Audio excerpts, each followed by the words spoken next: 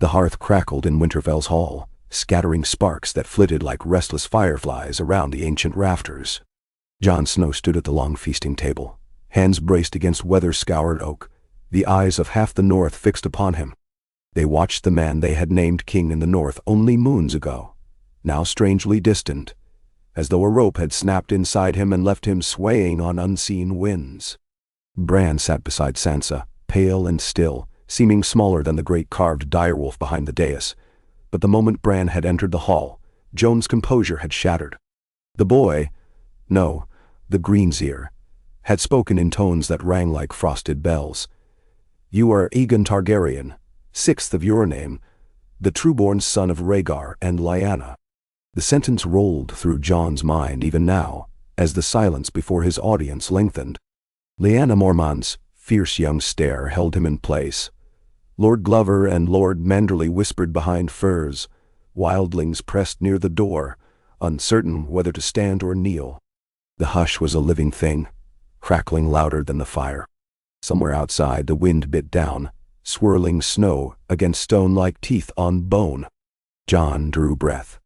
"My lords and ladies," he began, voice lower than the rush of flames. "I have summoned you because there is a truth I can no longer hold within myself." He paused, feeling the realm tilt beneath his boots. "I was raised a bastard of Winterfell. I loved my father, Ned Stark, as much as any son could. But Lord Stark was not my father by blood." The words tasted of ash. 100 expressions shifted across the hall. Confusion, pity, anger, dread. He pressed on, knuckles white. "My mother was Lady Lyanna Stark. My father was Prince Rhaegar Targaryen." Insane. A roar should have answered him, condemnation or acclaim. But instead, the hall fell deeper into muteness, like a frozen pond beneath a fresh layer of snowfall. Only the fire had voice enough to speak. It popped and crackled, mock applause that set Jon's heart hammering. Lord Glover found his tongue first. "Targaryen? A dragon prince? This changes everything." He looked at Jon as though seeing a sword suddenly become a snake. The North bled to free itself from southern dragons, to bend once more. "I am no southern king," Jon cut in. "I am the same man who fought beside you on the ice of Winterfell, who bled at the wall, who stood against the Night King. My name, Snow or Targaryen, will not melt the snows we must still face." Yet tension spiked. Lyanna Mormont rose, fierce and tiny. "We crowned you because you are brave, because you fight for the North," she declared. "But if you bring fire and blood upon us—" "I bring only the truth," Jon replied. "And the truth may give us allies. Daenerys Stormborn sails for Westeros with dragons and an army. She is my kin, my aunt, and she hates the Lannister queen who murdered my brother, your king. United, we could break Cersei's power and turn south before winter devours all. Divided, we let the dead drink deep." "Benjamin." His words drifted through the hall like snowflakes, fragile things, yet each another layer on an avalanche in waiting. Across the table, Sansa leaned in, red hair flaming, eyes cool with calculation. She spoke softly but clearly, each syllable as measured as a mason's tap. "Our bannermen must decide if the North stands alone or walks a narrower path, one that may end in southern treachery." Bran lifted a hand. The hall stilled as if winter itself listened. "I have seen the past," he murmured, voice grieving and unearthly. "Father sheltered Jon because he swore it to my aunt. A promise sealed in blood and honor. Jon is no bastard, but the product of a marriage sanctioned by the gods. He is heir to the Iron Throne by every law of men." Shock raced through the lords like a direwolf bolt. Heir, dot. Iron Throne. The words rang of fire and conquest, of burning fields and ashes swirling over Harrenhal. Yet something gentler stirred as well, the possibility of justice long denied, of Ned Stark's honor shining unspotted at last. Jon felt tears gather, quickly blinked away. Tormund Giantsbane thumped his chest. "Thrones and crowns be damned," he said. "He's the wolf dragon, and I follow the man, not the name. He went beyond the wall for us. He'll do right. Murmurs of agreement rippled among wildlings, free folk who cared little for lineage. But the northern lords traded wary looks. In their memories, dragons meant Harrenhal's twisted towers, burnt suns dangling in armor hot as braziers, banners reduced to drifting sparks. Jon sensed their fear, and could not blame them. Yet he had no path but forward. "Swear no oath you cannot bear," he told them, voice husky. "But the war against the dead has not ceased. If we refuse alliance now, and Daenerys comes regardless, we face dragons alone, while Cersei sharpens her knives." An uneasy truce settled. Lords asked time to weigh counsel. That night Jon walked atop Winterfell's battlements, breath steaming faintly in frigid air. Ghost padded beside him, moonlight silvering the direwolf's fur. Below, Wintertown's lights winked like buried embers. Snow flowed north on the breeze, feathering the black sky. Sansa joined him, cloak snapping.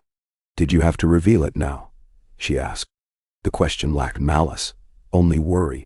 "You risk the throne, the north, everything." Jon stared toward the weirwood's pale branches. "If I waited until Daenerys arrived, they'd call me a liar.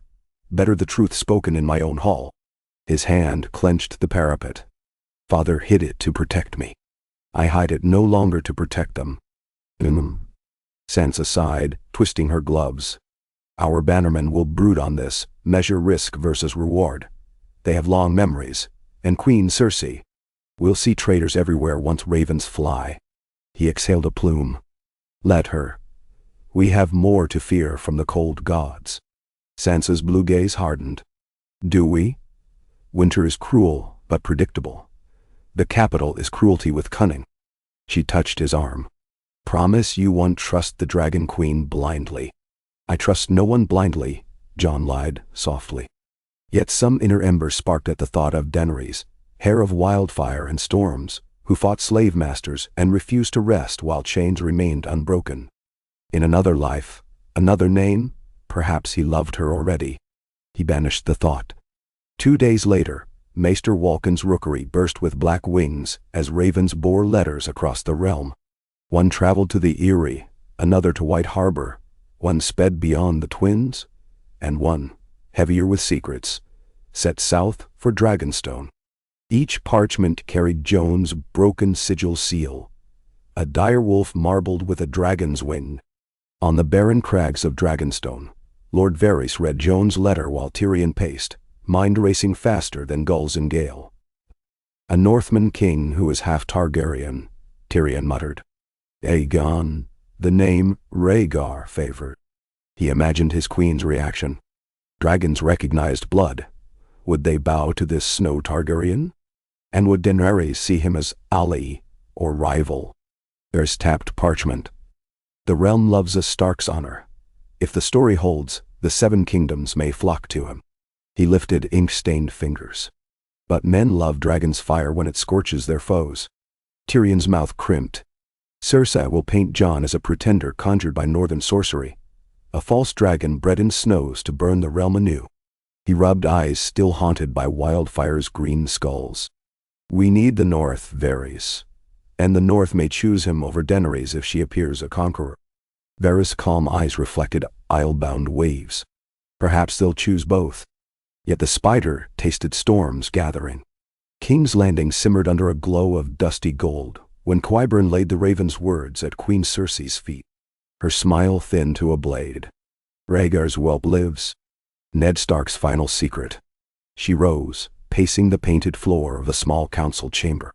"Dragon's blood in the north. How tedious." She flicked her fingers as if scattering ashes. "Send word to River Run. If Tully lords harbor this snow, they will drown in Lannister gold, or Lannister steel." Ser Jaime watched her, love and unease warring behind his emerald eyes. "If he truly is Rhaegar's son, sister, we may face 2 dragons' heirs. 3 if Tyrion plays kingmaker." But Cersei's expression hardened to Valyrian steel. She saw only plots shimmer in every shadow. Snowstorm weeks passed in Winterfell while banners flapped restless above towers. Jon trained with spear and shield each dawn, sweat steaming in frigid air. He sparred against Gendry's hammer swings, against Arya's flickering blades, seeking distraction within clashing steel. Yet each night he dreamed of dragons, black wings beating over snow-covered forests, flames carving night sky crimson. Sometimes he rode one, sometimes he burned beneath its breath. He woke soaked in frost-cold sweat. When ravens returned, they brought answers as varied as the men who sent them. The Eyrie pledged grain and archers, swayed by Lord Robin's hero worship of the cousin he barely knew. White Harbor offered ships, provided Jon spared its merchants new taxes. Lady Arryn, in the fingers, wrote cautious support contingent on proof. The Riverlands sat silent, torn by river lords feuding under Frey ghosts. The most important reply, though, came not on parchment but in winter-thickened wind. Daenerys Targaryen's fleet had left Meereen, black sails stitched with three-headed dragons wheeling west over summer seas. Dragons soared above, Drogon, Rhaegal, Viserion, wings casting shadows wide as towns. Jon read the report in the war room, heart pounding with something that felt like fate's rough palm shoving him toward a precipice. "You'll meet her?" Davos asked, rummaging a map. "Best you parley before Cersei drives a spear between you." "I will," Jon said, though tension twisted his gut. If Daenerys saw him only as rival claimant, peace could shatter before forged. He recalled Ygritte's wry smile. "You know nothing, Jon Snow." Did he know anything now? The gathering to depart for Dragonstone assembled on Winterfell's yard. Davos, Melisandre, who had slunk back with prophetic urgency, Gendry as smith and envoy, and a small cadre of northern guards. Arya pulled Jon aside near the kennels. "If she tries to burn you," she said deadpan, "I'll put a needle through her eye." Jon almost laughed. "Let's hope it doesn't come to that, little sister." "I'm not little," she said, though a smile curved her lips. Then she rose on tiptoe, kissed his cheek. "Don't forget you're a wolf, even if you grow dragon wings." He left before dawn. Snow thickened behind them, cloaking Winterfell in ghostly quiet. Ghost bounded alongside the horses until tree-line swallowed him, then slipped back to guard the pack, wolf to his own kingdom. Jon rode south under iron skies, thoughts circling like vultures. He wondered whether Ned had once followed the King's Road thus. Memory nodded with fear and purpose. Each mile felt a step away from childhood illusions into corridors of dragon-glass truth. As months turned, Daenerys made Dragonstone her seat. Obsidian walls, black as a starless void, seemed to recognize her, torches blazing as if they inhaled queenly will. Dragons roosted on seaward ridges, their roars echoing through sea caves. She strode the ancient map table, fingers tracing rivers of Westeros, Rhaegar's homeland, Viserys' dream. Yet peace eluded her mind. Varys' tidings about Jon arrived on salt-stained parchment. Tyrion's counsel followed. "He does not seek crowns," Tyrion insisted. "He seeks survival, for the living, and for the North." "A king who claims no crown," she mused, amber hair bright in lantern light. "Yet, if he is my brother's true-born son, the realm may see him as rightful heir." "You have dragons," he reminded, "and a people's heart forged in fire. If he speaks for the North, then ally with him." Two Targaryens beneath one banner could break the wheel forever. She stared out windows carved by storms, wind whipping silk about her shoulders. Or it could forge a new wheel, Targaryen against Targaryen. My ancestors danced that dance, and kingdoms burned. But curiosity, bright as dragonfire, flickered. What manner of man had Rhaegar begotten in northern snows? Jon's galley cut into Blackwater Bay under gull-haunted skies. Dragonstone's silhouette rose ahead, a fortress half-hewn, half-grown from volcano stone. Wings and tails of carved worms writhed along its ramparts like living things turned to dusk. The sight awed his men and sent their hands gripping hilts. For Jon, it felt strangely like arriving home after a long exile, yet he had never set foot upon this rock. When they disembarked onto the carved stair, Drogon soared overhead, a living shadow flaying the clouds. Knights flinched, some cried out. Jon merely tipped his face to sky, wind whipping his cloak. Something unspooled within him, a chord resonating to dragon bellow. Missandei awaited atop the stair, voice soft yet carrying. "His Grace, Aegon of House Targaryen, King in the North, is welcome to Dragonstone by Her Grace Daenerys Stormborn of House Targaryen. First of her name, Queen of the Andals. Titles poured like river water over basalt. Jon's heart hammered, but he kept stride. At the hall's door, gray-scaled by winds and centuries, he halted to let Davos present his case. Inside waited histories colliding, a silver-haired queen atop carved stone throne, and beside her, Tyrion Lannister, eyes quick with bright curiosity. Words passed in formalities. Jon bowed, though not to knee. Davos spoke of dead armies and White Walkers. Daenerys spoke of fealty and chains broken. But all the while Jon felt her gaze studying him, searching for Rhaegar's ghost beneath his furs, Lyanna's echo in his eyes. When Davos finished, silence coiled tight. Finally, Daenerys descended the steps. Fire and salt air scented her hair. Her dragon's breath still lingered on her skin. "You are my blood," she said, humanity trembling beneath queenly iron. "Yet I know nothing of you." "I know nothing of myself," Jon answered. "Not long ago, I believed honor might be the only legacy I possessed. Now I learn that legacy may be fire. But the dead answer neither dragons nor wolves. They kill all the same. Help me stop them, and the North will not forget." She searched him, weighing ambition against desperation. "Bend the knee," she said at last, voice barely above a whisper, less a command than a plea for faith. "Stand with me, not just beside me, and we will forge a realm where none need fear, undead or tyrant." Jon's breath came shallow. Ned had knelt to Robert's hammer and repaid it with a life of silent pain. Could he kneel to Dragonfire and save them all? Before he could answer, the castle trembled with distant roar. Rhaegal swept low, circling the yard where Davos and Gendry waited, as if sensing the blood of his rider's lost brother within the snow-cloaked king. Green eyes fixed upon Jon through gaping windows, vast as citadels. In that moment, past and future fused, forging something unbreakable. Jon stepped forward, meeting Daenerys' gaze, a storm behind gray irises. "I will stand with you," he said softly, "but only if we stand for the living first." She exhaled, tension easing, though not vanishing. "Swear it." "I swear it," he replied, hand upon heart. On the parapet, Rhaegal trumpeted, a note that shook basilisks from stone. The sea smashed foam against cliffs like clashing shields, as though the world itself bore witness.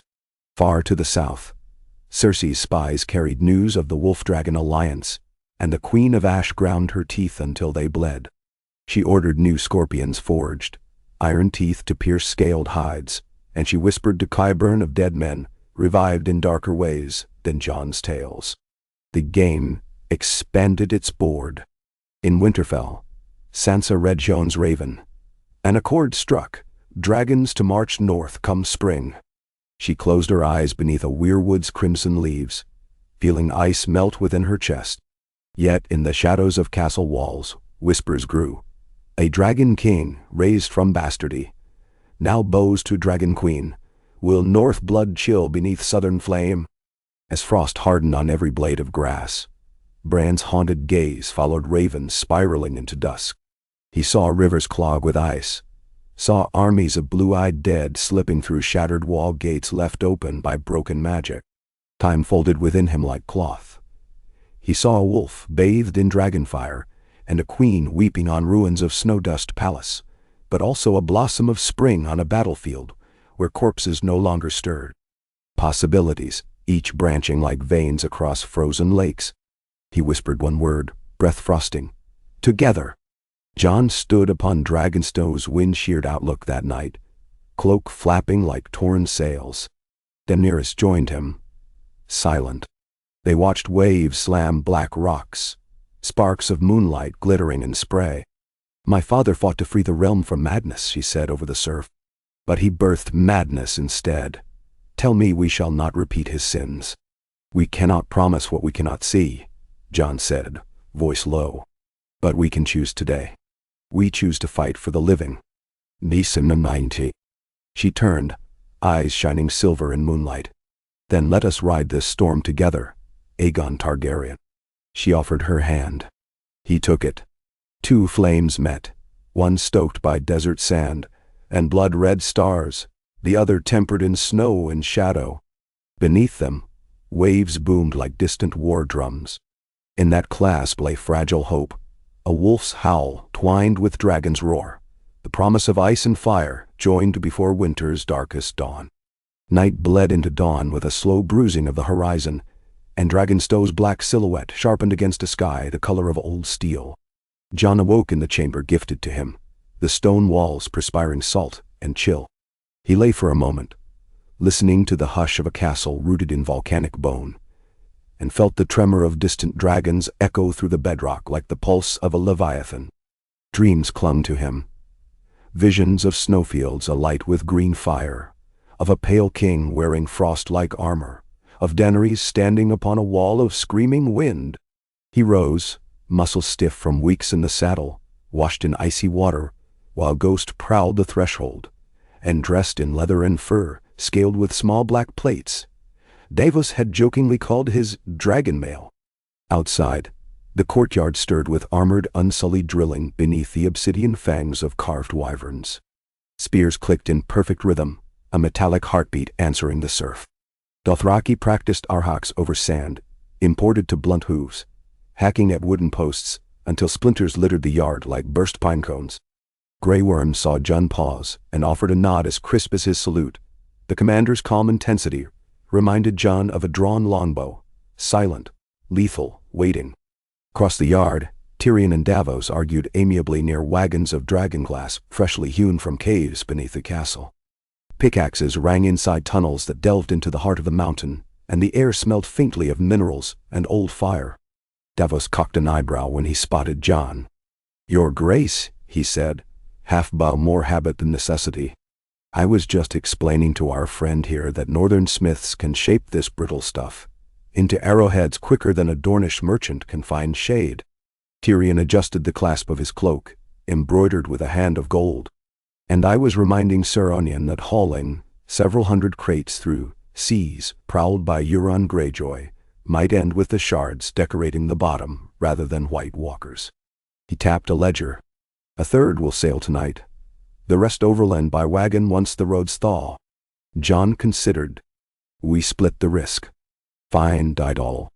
"But I want Gendry overseeing the forge at Winterfell. He knows dragonglass. Worked it at Eastwatch." He glanced toward the sea where ships rolled at anchor, their hulls black and bulbous like sleeping beetles. "If Euron strikes, we lose time we don't have." "Time," Tyrion echoed, rueful, "is the one debt the living cannot repay."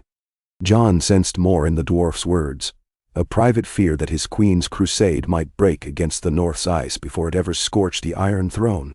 He clapped Tyrion's shoulder with what passed for encouragement, then strode toward the stair that wound to the dragon's cliff. The air thinned as he climbed, salt and sulfur mingling on the wind. Beneath him, black tide gnawed at rock. Rhaegal perched on a lip of stone, wings folded tight as sails in harbor, green scales dappling like emerald flame under pale sun. Drogon roosted farther along, enormous head lowered to watch. Viserion circled overhead, casting a fleeting eclipse on the waves. The sight quickened Jon's pulse, part dread, part exhilaration, as though some long unrecognized organ within him had begun to beat. Rhaegal's eyes fixed on him, ancient bronze flecked with gold, sorrowful and knowing. Jon approached, every crunch of gravel under boot a violation of breathless stillness.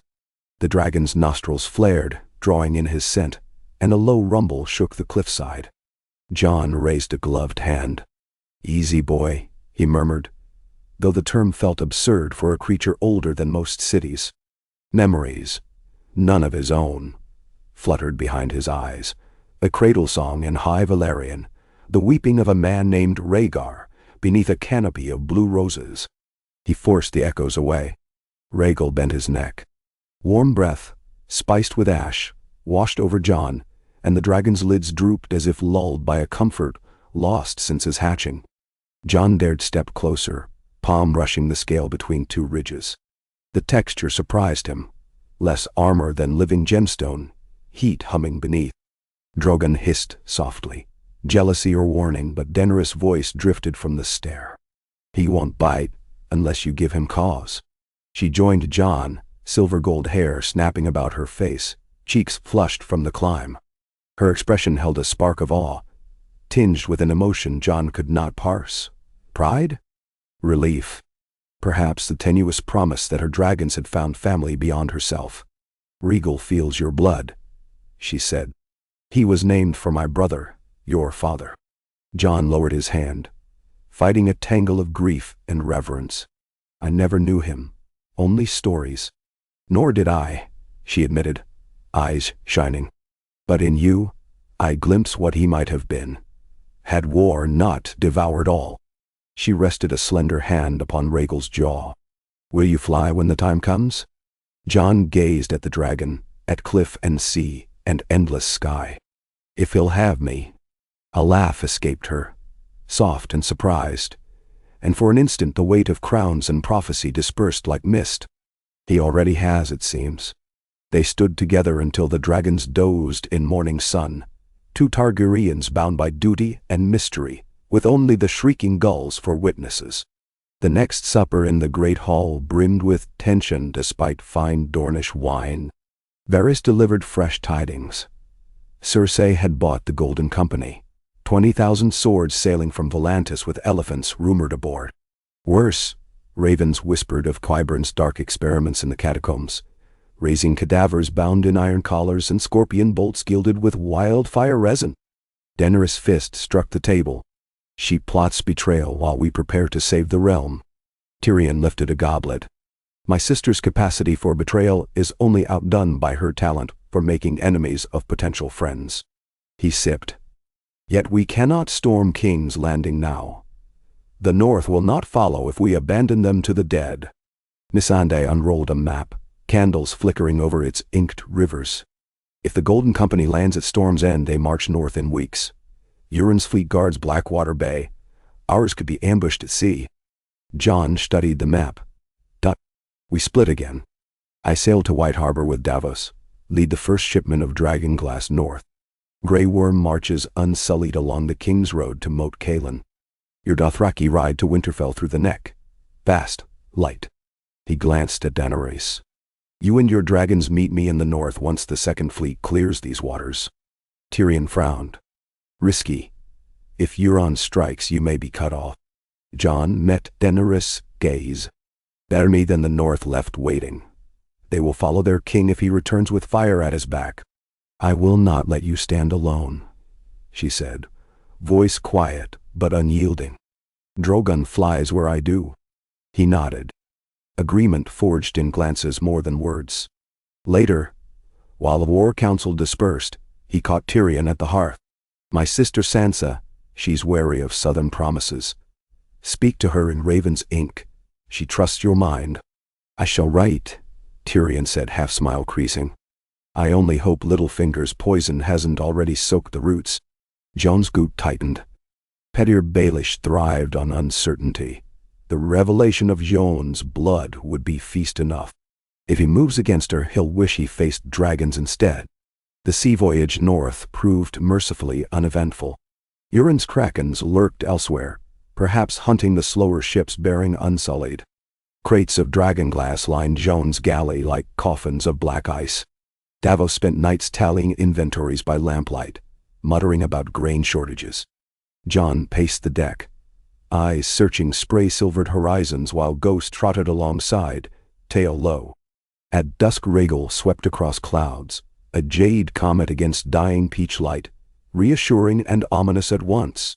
On the fourth dawn, White Harbor's pale towers rose above gray-green waves. Harbor bells clanged, gulls screamed welcome, and the Manderleys lined the quay with guards in sea-green cloaks. Lord Wyman, thinner since Jon last saw him, bowed deep. Your Grace, or should I say, Your Majesty? His watery eyes twinkled. Either way, White Harbor serves. Jon clasped the old lord's arm. King in the north suits me fine. He glanced at Davos, who winked. Politics thrived on careful word-tilting. Wyman guided them through the port's bustle to the new castle, where long trestles bore bread trenchered with smoked eel. As they ate, ravens fluttered down from a lattice overhead. Messages spilled like falling snow. One bore molten wax, flayed man cracked with frost, reporting Carhold fallen, its hearths cold, its people raised again under blue stars. Another raven carried Samuel Tarley's hurried scroll from Old Town. Fragments about forbidden spells scrawled in margins, a theory that children of the forest had woven the wall with a flaw. Dragonfire could reseal it if wielded with ice-born blood. Jon read until candle ends drowned in wax. Each sentence felt like the lash of time quickening, propelling them toward a fate no longer distant but thundering down King's Road in shadow. He wrote replies until quills dulled, then slept dreamlessly. Winterfell's towers flared orange under torchlight when Jon crossed the gate 2 weeks later. Snowdrifts walled the courtyard. Smoke curled from smithy chimneys. The ancient castle smelled of pine ash and wet dogs. Sansa waited on the steps, cloak of gray velvet trimmed with white fox.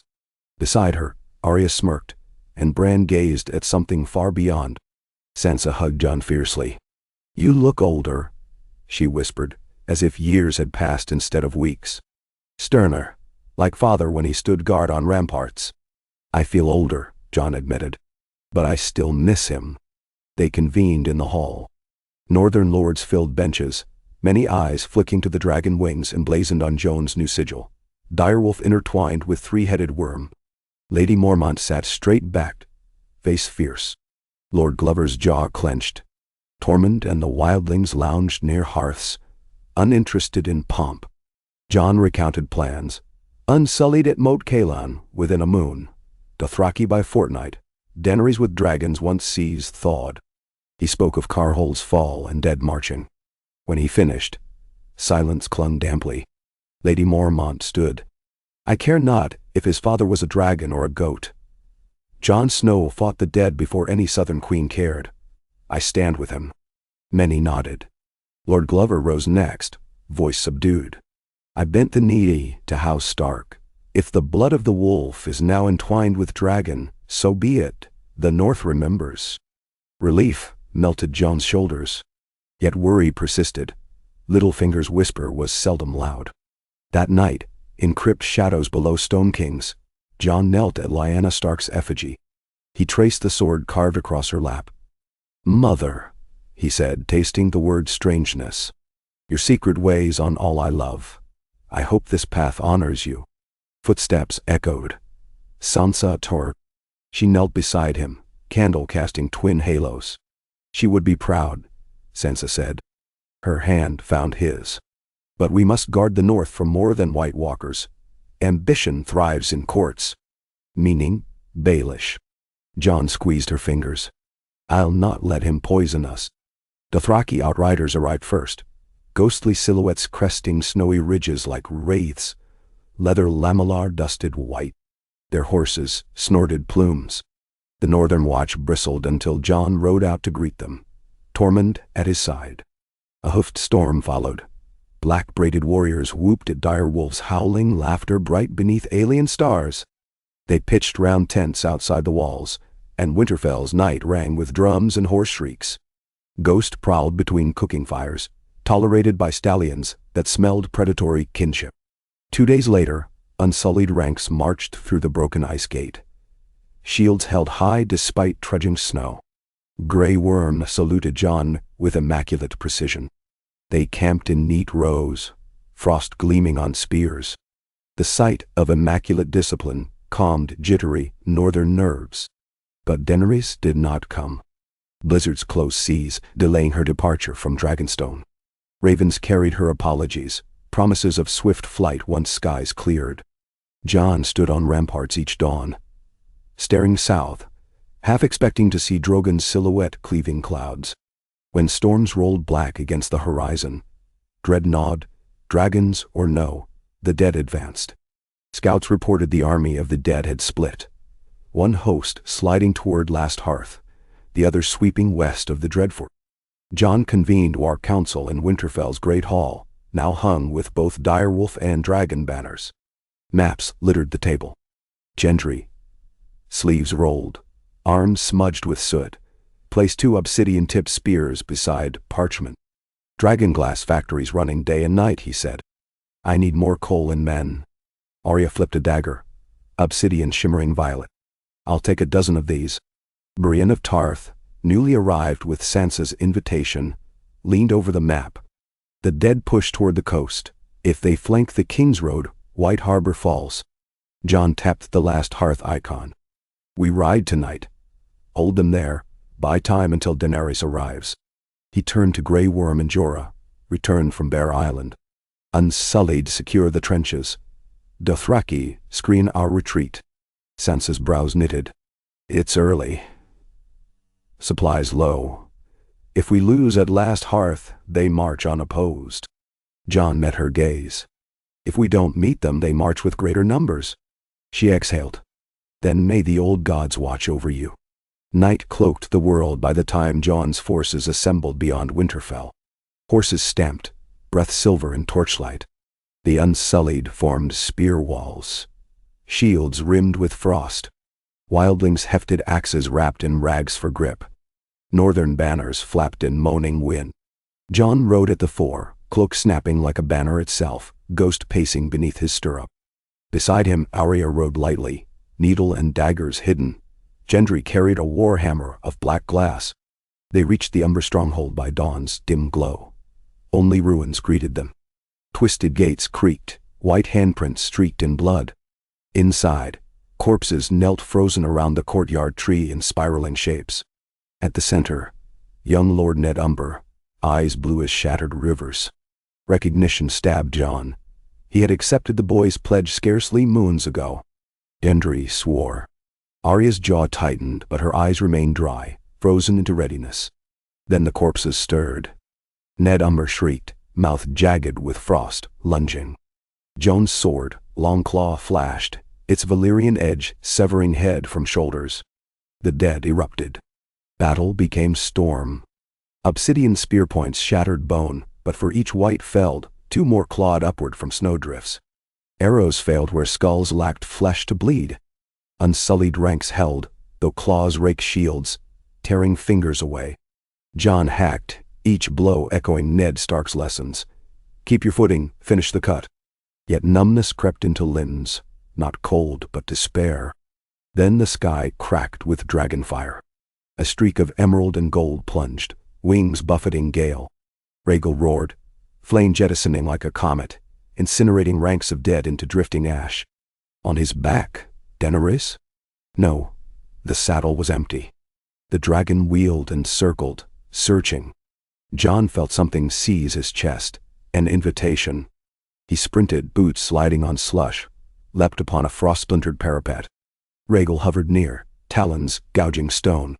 Without thought, Jon bounded, fingers snagging a ridge of scale. The dragon banked as if expecting the weight, and suddenly Jon straddled the neck, legs gripping warm muscle. Wind howled, claws scraped stone, and they vaulted skyward. Terror exhilarated him. Rhaegal's wings pumped thunder into the air, and earth shrank until the battle became an inkblot. A white giant swung at Unsullied, scattering them. Jon guided thought into Rhaegal. No reins, only instinct. The dragon stooped. Green fire engulfed the giant, molten shards raining. Jon's cloak snapped behind like a banner of night. From the east came a second roar. Drogon, bearing Daenerys at last, black wings eclipsing sun. She waved a gauntleted hand, relief blazing across distance. The dragons joined dance, fire weaving a tapestry of ruin upon the dead. Below, Arya and Brienne drove survivors toward trenches, where Grey Worm's soldiers ignited pitch. Blue-eyed hordes toppled into flame. Yet amidst victory, a horn sounded. 3 blasts, a warning from the woods. Jon, aloft, saw the cause. A figure on undead horse, clad in crystalline armor, spear like moonlight, one of the Night King's lieutenants. Ice spread where the lieutenant passed. Flames sputtered. Jon guided Rhaegal downward.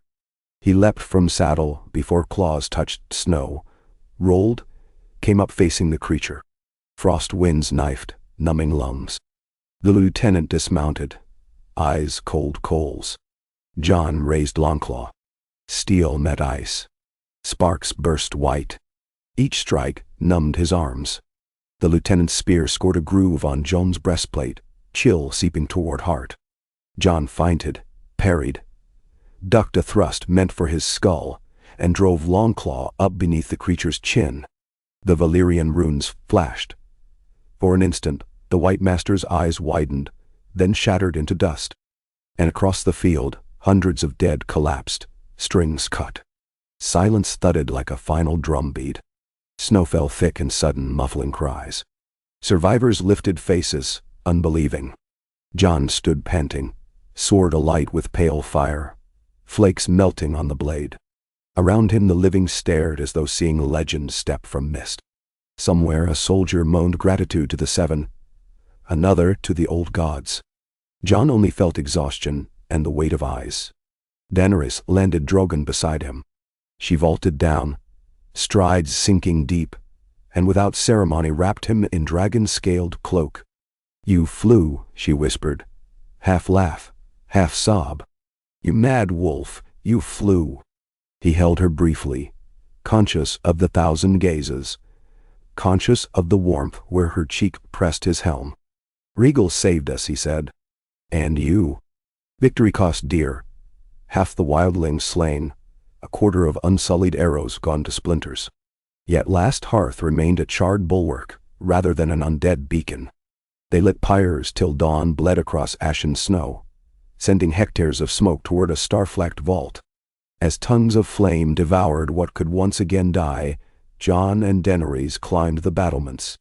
Below, Rhaegal nuzzled Drogon, both dragons strangely subdued. Jon rubbed Rhaegal's jaw. "You came for me." Daenerys watched the pair, eyes reflecting fire. "He must have felt you in peril." She touched Jon's gauntlet. "Or perhaps you felt him." Words loitered unsaid. She turned away first, leaving him to embers drifting upward like red snow. Ravens carried the news.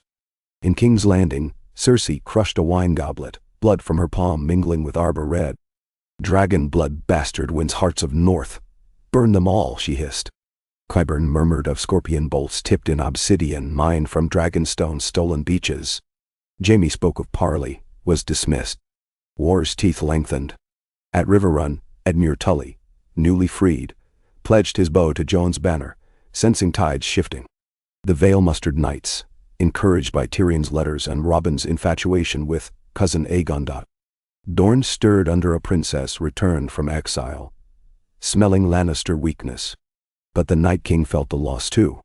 From broken Hardhome to the frost-bitten shivering sea, he called more dead forth, awakening graves centuries forgotten, giants encased in permafrost, deerwolves entombed in shale, fell beasts of legend. His power stretched like a storm front, and blizzards thickened, sky bruising daily. Winterfell braced. Trenches deepened. Gendry forged axes edged like obsidian flame. Sam rode in with books and a heart heavy with truths, a ritual lost in Valyrian glyphs suggesting dragonfire fused with weirwood sap could weave a barrier, but it required blood of the first men and dragonseed. Jon, perhaps Bran, perhaps Daenerys. Bran nodded, unafraid. Tormund approached Jon one eve on the castle wall. "You ride a dragon now, wolf wings." He spat over the parapet. "If only Ygritte could see that." Jon managed a smile. "She'd find fault with my mount and my seat both." Tormund's grin faded to sadness. "When this is over, you'll have songs written. Make sure they remember the free folk too." "They will," Jon promised, meaning to carve it with his own hands if minstrels fail. Littlefinger's snake coil tightened. He whispered to northern lords that a dragon queen ensnared their king, that southern armies camped beyond walls like invaders. He courted Sansa's uncertainty, sowed seeds. What if Jon never meant to return? What claim did a half Targaryen have to Winterfell? Sansa listened, eyes revealing nothing. At council's close she found Arya in the godswood. Snow powdered red leaves like old bones. "He means to fracture us," Sansa said softly. "Set sister against sister, lord against lord." Arya twirled catspaw blade between fingers. "We could cut out the rot." "Not yet," Sansa said. "We expose him first." She glanced at Bran seated beneath Heart Tree, eyes white with sight. Our brother gathers proof. Bran's voice drifted, distant. Chaos is a ladder. Pettier Baelish's own words, spoken once in confidence, now betrayed by rivers of time. Sansa nodded. Soon. Daenerys stepped quietly into the crypt one night, drawn by flickering torch. She found Jon before Lyanna's statue again, as if bound by gravity. Battle looms, she said, yet you linger with ghosts. She died so I might live, Jon murmured. He traced worn stone of Lyanna's face.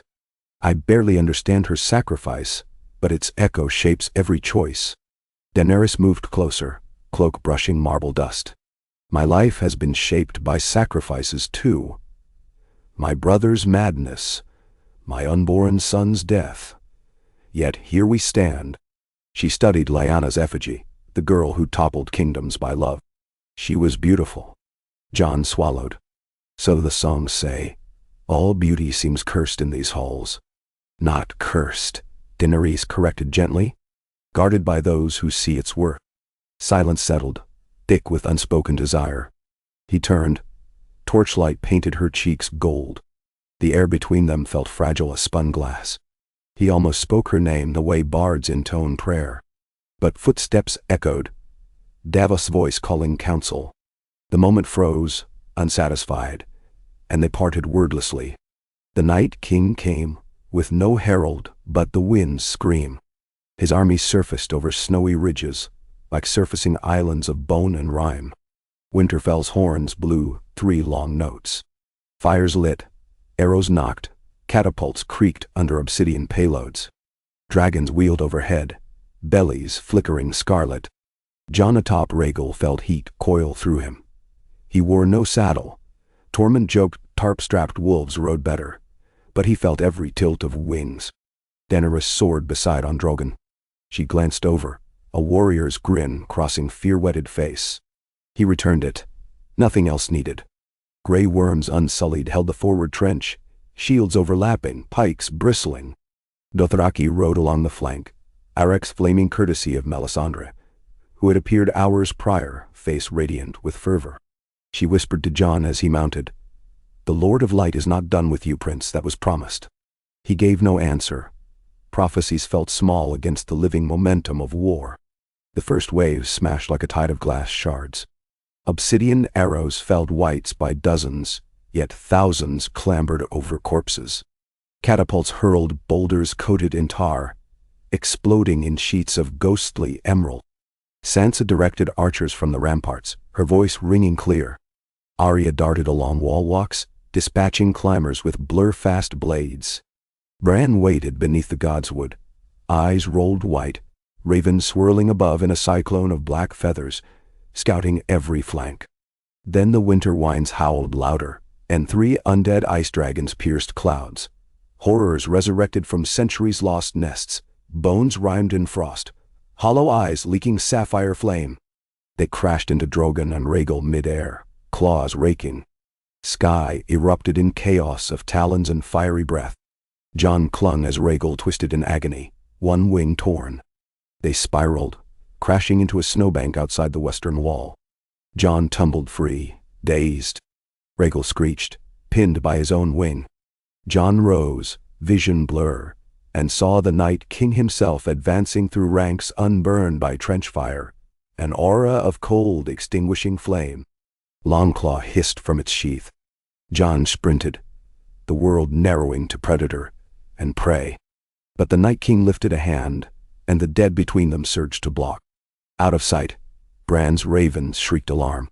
Jon's sword bit, but corpses piled, Ser Roderick's ancient bones among them, reanimated from Winterfell's crypt in a cruel mockery.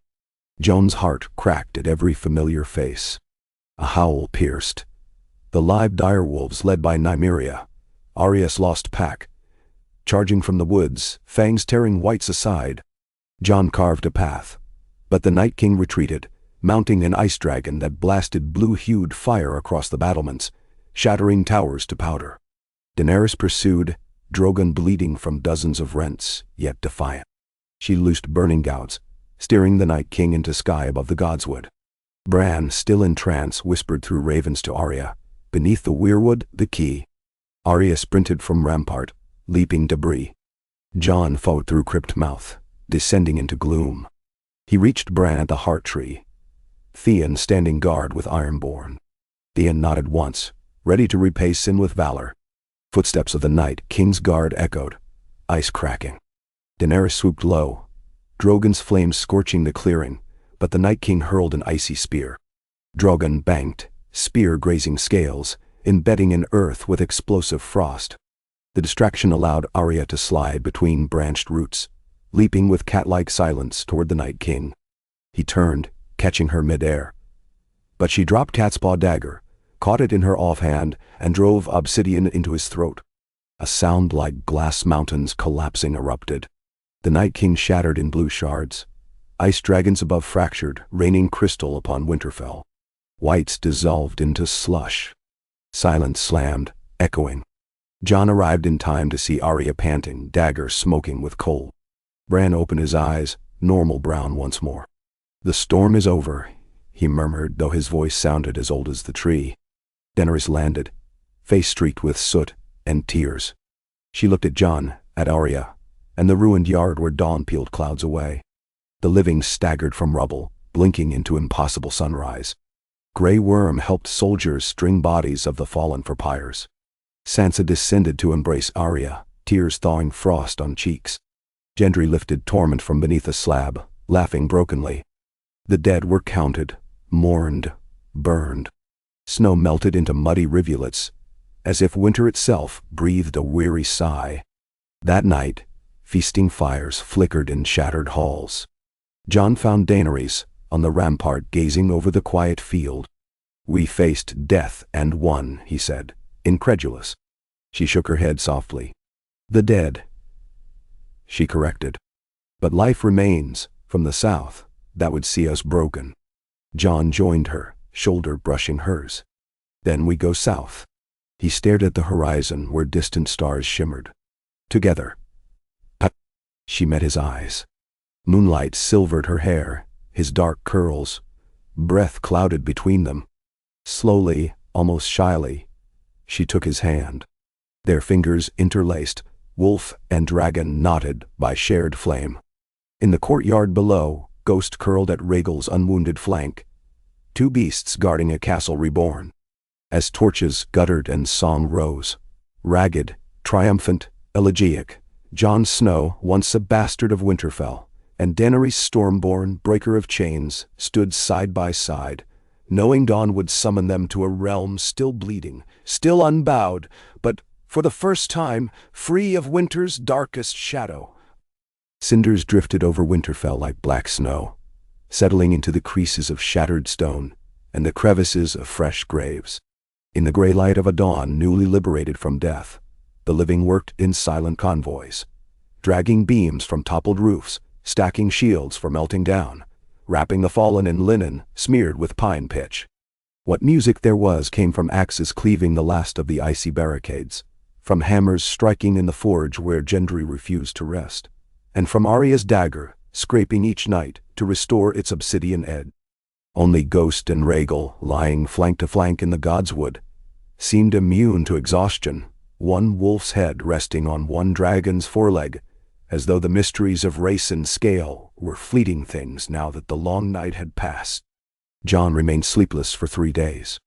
He stood the first night's vigil by every pyre, reciting the names of the sword brothers who had guarded him on the wall, the wildlings who had crossed the ice lakes under his banner, the northerners who had died still swearing him Stark. He named Ned Umber and old Alys Karstark, little Ned Serwyn, whose voice had not yet broken, and Ser Jorah, who died with his queen's name on his last breath. He named Theon Greyjoy, twice orphaned, who fell defending the tree whose roots had once witnessed his crimes. He named Beric Dondarrion, a 7th time, and watched the flames take him an 8th. When the last corpse slumped into ash and bone, Jon's voice gave out. So Sansa stepped forward and finished, as her mother once would have done, and Arya followed, and at length even the hound muttered the roll of his dead under his breath like a prayer no god would credit. Davos sat on a lintel beside Jon as the embers cooled, blowing warmth into his fingers. "You'll kill yourself keeping count," he said. "I can't leave them unnamed." "No, but you can run yourself hollow naming an army. An army's what it was, and armies fall." Jon watched sparks float into pale sky. They were people first. Aye, and they laid a foundation for what comes after. You build on it, that's how you honor them. Jon thought of the wall and the men who guarded it. Of Maester Aemon telling him duty was the death of love. He thought of holding Ygritte beneath the wall's ruins. He thought of kneeling at Lyanna's statue. Duty lived inside him like a second heart, sometimes stronger than the first. On the fourth morning, Bran asked to see him alone beneath the weirwood. The white trunk was still black-scorched near the base, yet new needles sprouted at the tips like blood reborn. Bran's face bore the distant calm of a creature who had watched the sun crawl over continents long forgotten. "The roots are whispering again," Bran said. "The wind carries new sounds. Life is returning." Jon folded his arms, uneasy. "You saw the Night King fall. Can you see what follows?" "Threads," Bran answered. "Some gleam, some fray. Your secret births both." Jon stared at pale red leaves fluttering overhead. "Secrets are dangerous things. So is delay. Cersei sends the Golden Company from Storm's End. Euron prowls the Bight with 20 warships. If they take White Harbor, the North starves." "Mimi." Jon's stomach nodded. "Then, we march." "You cannot march on broken legs." "My legs are sound." "Your spirit limps," Bran said, and lifted one frail hand to Jon's chest, just touching the wolf's head buckle. "You hold two names in the same skin, and they pull apart. You must decide which toward the south." Jon flinched. "I've decided enough. Jon Snow or Aegon Targaryen, it's the same sword in my hand." "It isn't in theirs," Bran murmured. "Not to lords who fear dragons or to small folk whose fathers burned at the trident. Choose how you'll stand before them. And choose soon." "Mind." Jon bit down on a surge of impatience. "If this is a vision, speak it." Bran's gaze clouded, iris and pupil drowning in white. "I see a throne forged anew from steel and snow, and scaled fire. But two hands reach for the hilt, one scarred, one unburnt. They may clasp, or they may clash.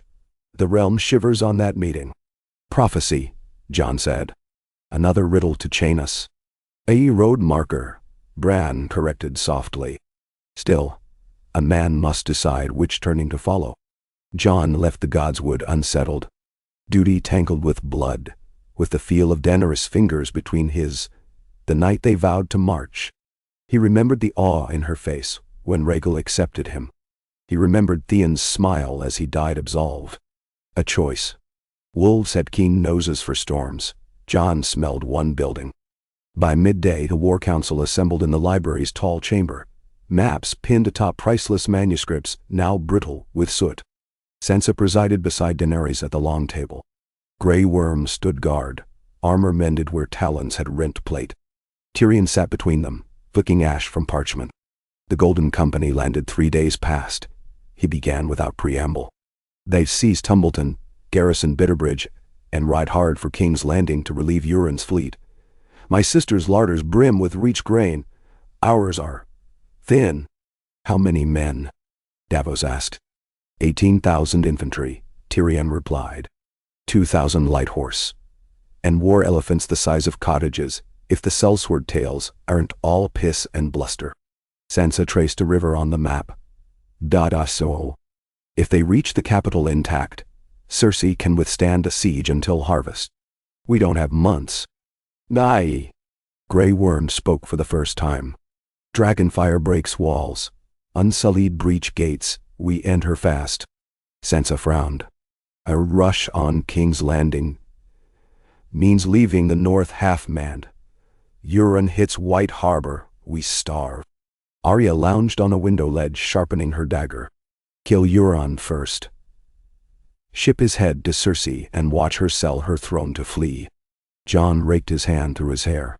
"Splitting again leaves both prongs weak." His gaze met Daenerys. "But we must cut at least one head from her hydra before it coils around us." Silence stretched until Daenerys placed both palms on the table. I will take Drogon and Rhaegal south with a strike force.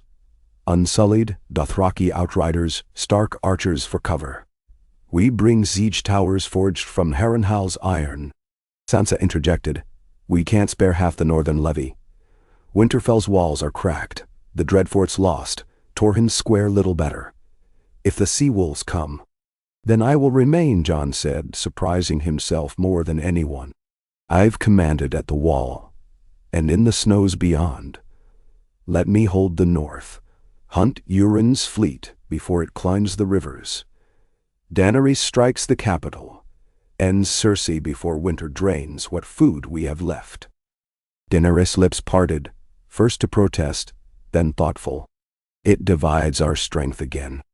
It multiplies it, Jon said softly. 2 fronts, 1 enemy, and the realm sees dragons burning south while Starks defend north. They'll know we're not conquerors. We're protectors. Tyrion rolled a pebble between fingers. The strategy holds, but optics seldom keep soldiers alive. If Cersei kills you piecemeal, she wins the realm's fear. No. Sansa studied Jon. You'd stand here under your own banner. Under ours, Jon corrected. Direwolf and dragon. Daenerys looked at the map, tracing the vanilla pale neck of the Kingsroad. Jon's right about perception. I want Westeros to see fire-cleansing tyranny, not scorching innocence. If the North keeps watch, fewer tales of pillage sprout. She exhaled. Very well. The dragons fly south tomorrow. Jon's chest tightened. The thought of her gone so soon felt like winter returning. But he only nodded. I'll rebuild the fleet at White Harbor, hunt Euron's krakens between the fingers. Davos will command at sea. Davos raised brows but accepted. I've served worse admirals, myself. For one. The council dissolved into logistics. Grain caravans, draft oxen, which ravens to trust. Jon lingered until the chamber was nearly empty. Daenerys stood by a tall window, watching dusk bruise the sky. I'd come if I thought you needed me, he said. I do need you. She faced him. This crown, this war, the future none of us can name. I need someone who sees more than thrones. He stepped closer. You'll have thousands at your side. Thousands who want a queen or a conqueror. Only you want me alive. I want the realm alive, Jon said, catching her gaze. And you're its heartbeat. She smiled, weary and bright as dawn. Then keep it thudding in the north. And come south when the seas are clear. He meant to say I will, but she rose on her toes and kissed him. Soft. Salt-tanged, fierce. For a moment the world shrank to the line where her mouth met his, to the warmth of her hand sliding against his cheek as if she might weave courage directly into his skin. Then she parted and left him blinking at the quiet room. Ravens burst from the maester's rookery at dawn, black seeds against a blood-orange sky. Missives flew to White Harbor, to the Vale, to Storm's End, to Dorne's sun-drowned keep where the new Princess Myrria weighed vengeance against survival. They carried 2 seals intertwined, a silver-gray direwolf and a red, 3-headed dragon. Some lords pressed the parchment to brows like blessing, others tossed it into hearts. Many considered the wax, remembered how winter's chill had nearly broken their fields, and wondered whose harvest would next be shorn. On the battlements, Jon and Daenerys stood amid biting wind. Below, unsullied columns filed out, banners snapping, white for Dragon's flame, black for the House of the Dragon Reborn. Dothraki screamed their war cries, hooves churning half-frozen earth. Rhaegal crouched in the yard, healing wings still bandaged in leather strips. Drogon perched on the ruined tower where ravens had once nested. Tyrion arrived wrapped in a sealskin cloak Sansa had gifted him, olive branch stitched in leather. He bowed to Jon. Queen's hand travels south, but hand of the wolf, I'd rather court your sister's mercy than your temper. Keep Winterfell for us. Keep her safe for me, Jon answered. Tyrion offered a rueful grin. I'll try, though she usually keeps me. Davos clapped Jon's shoulder. We sail in 3 days. If winds favor, we'll find Euron in the Shivering Sea. Do better than find him, Jon said. Gut his ships before they slip up the white knife. They clasped wrists and parted. Finally, only Jon and Daenerys remained. She wore no crown, no armor, only a cloak of white wolf fur Sansa had gifted in private ceremony at dawn. Jon brushed stray snow from her collar. "You hate the cold." "It stings," she admitted, "but pain reminds me I'm alive." He managed a smile. "Return quickly, and you'll find a fire burning. Make sure it's still yours," she whispered. Then Drogon descended, and she mounted. Rhaegal leapt skyward too, though Jon felt the dragon's reluctance at leaving the north. They banked into lowering cloud. Snow whirled after them like shreds of torn parchment crawling with half-written destinies. Jon's days filled with wood, stone, water, and steel. He rode to White Harbor with a retinue of wildlings and ironborn loyal to Theon's last wish. Lord Wyman opened his shipyards, and masts began sprouting like winter birch along the quays. Carpenters slept 2 hours a night. Black sails were stitched with the new sigil.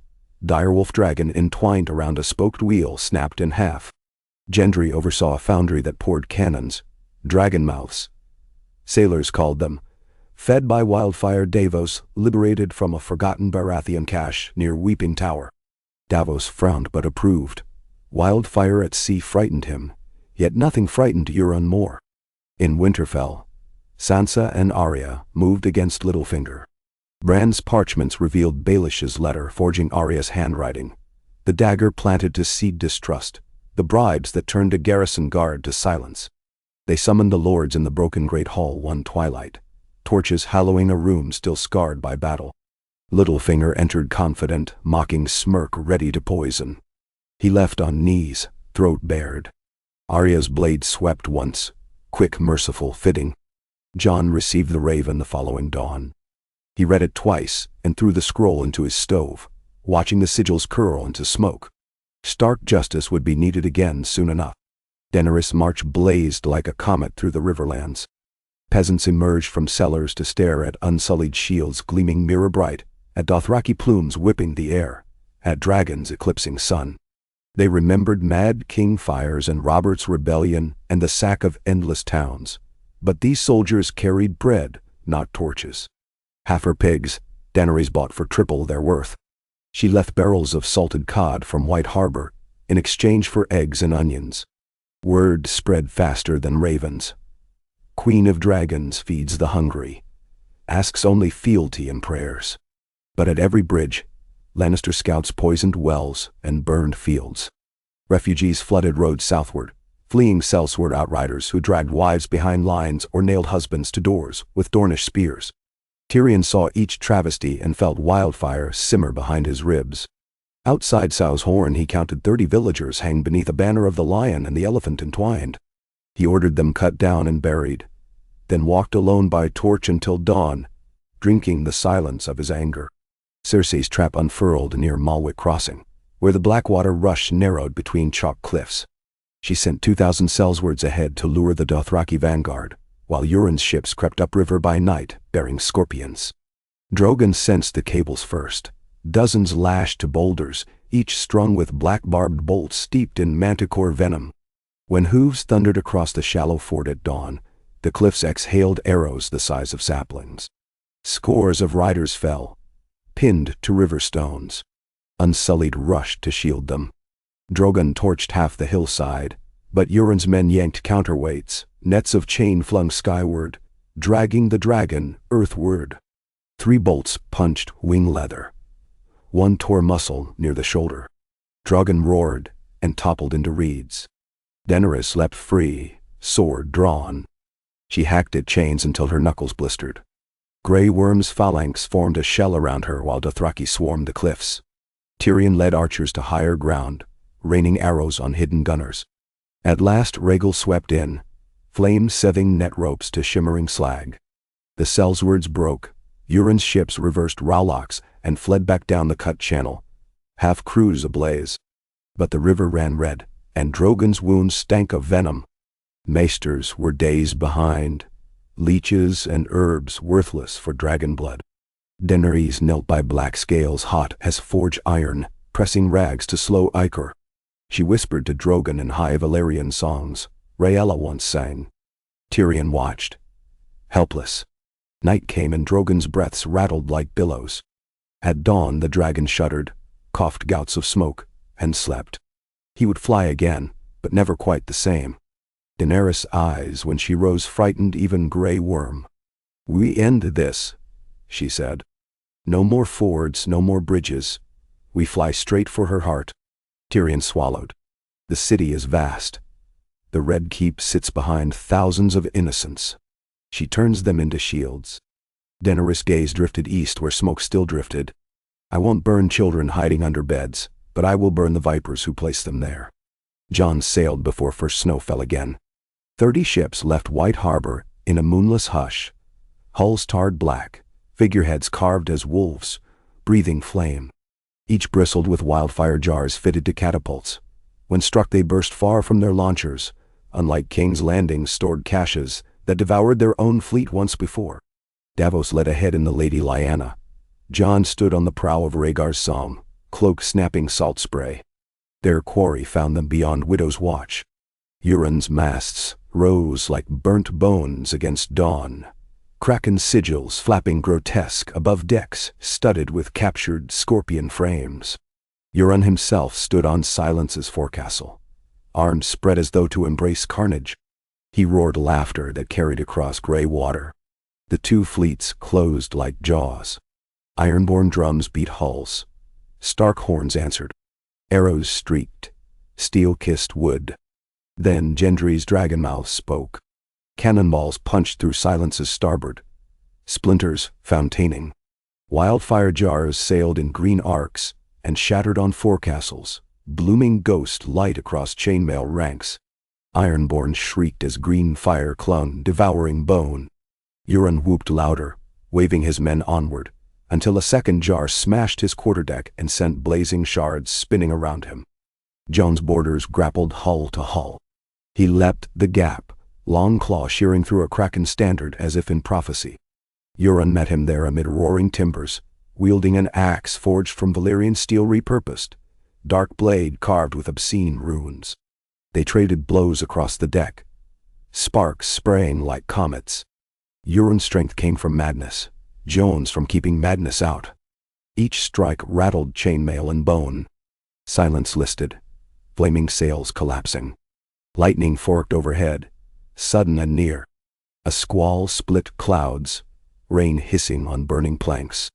They slipped. Jon parried upward and hacked Euron's thigh. The pirate's grin widened, eyes drowning in pain's ecstasy.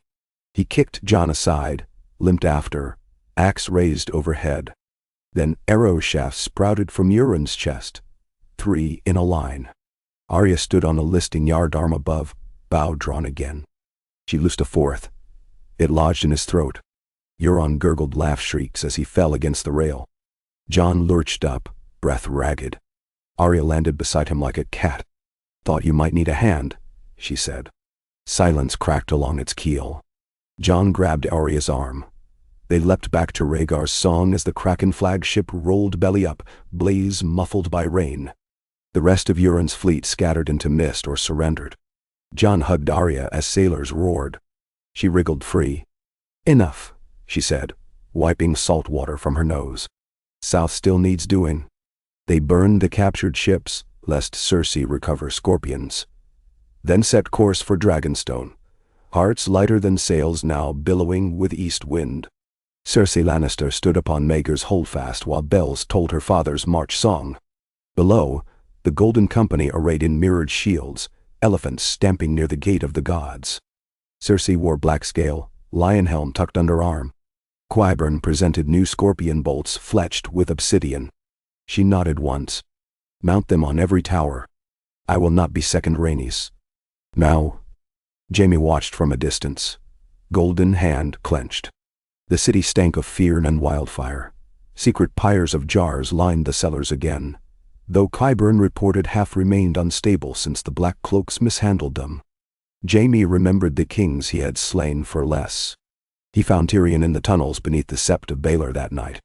Brothers faced each other, torches guttering.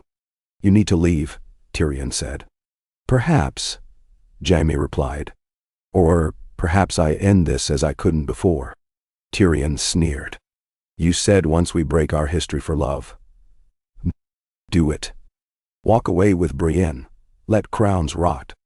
Dan? There's a child, Jaime whispered. His hand brushed armor where no bulge yet showed. Not even born. Tyrion's heart twisted. Then save the child from being born into ashes. Jaime's eyes shone. Help me.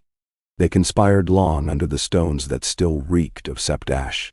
Plans hung on fragile ledges. Opening gates at dawn, signaling Tyrion's queen, easing the city to yield before dragons roared. Daenerys reached Blackwater Rush with Drogon tethered to earth by bandages, Rhaegal venting steam high above.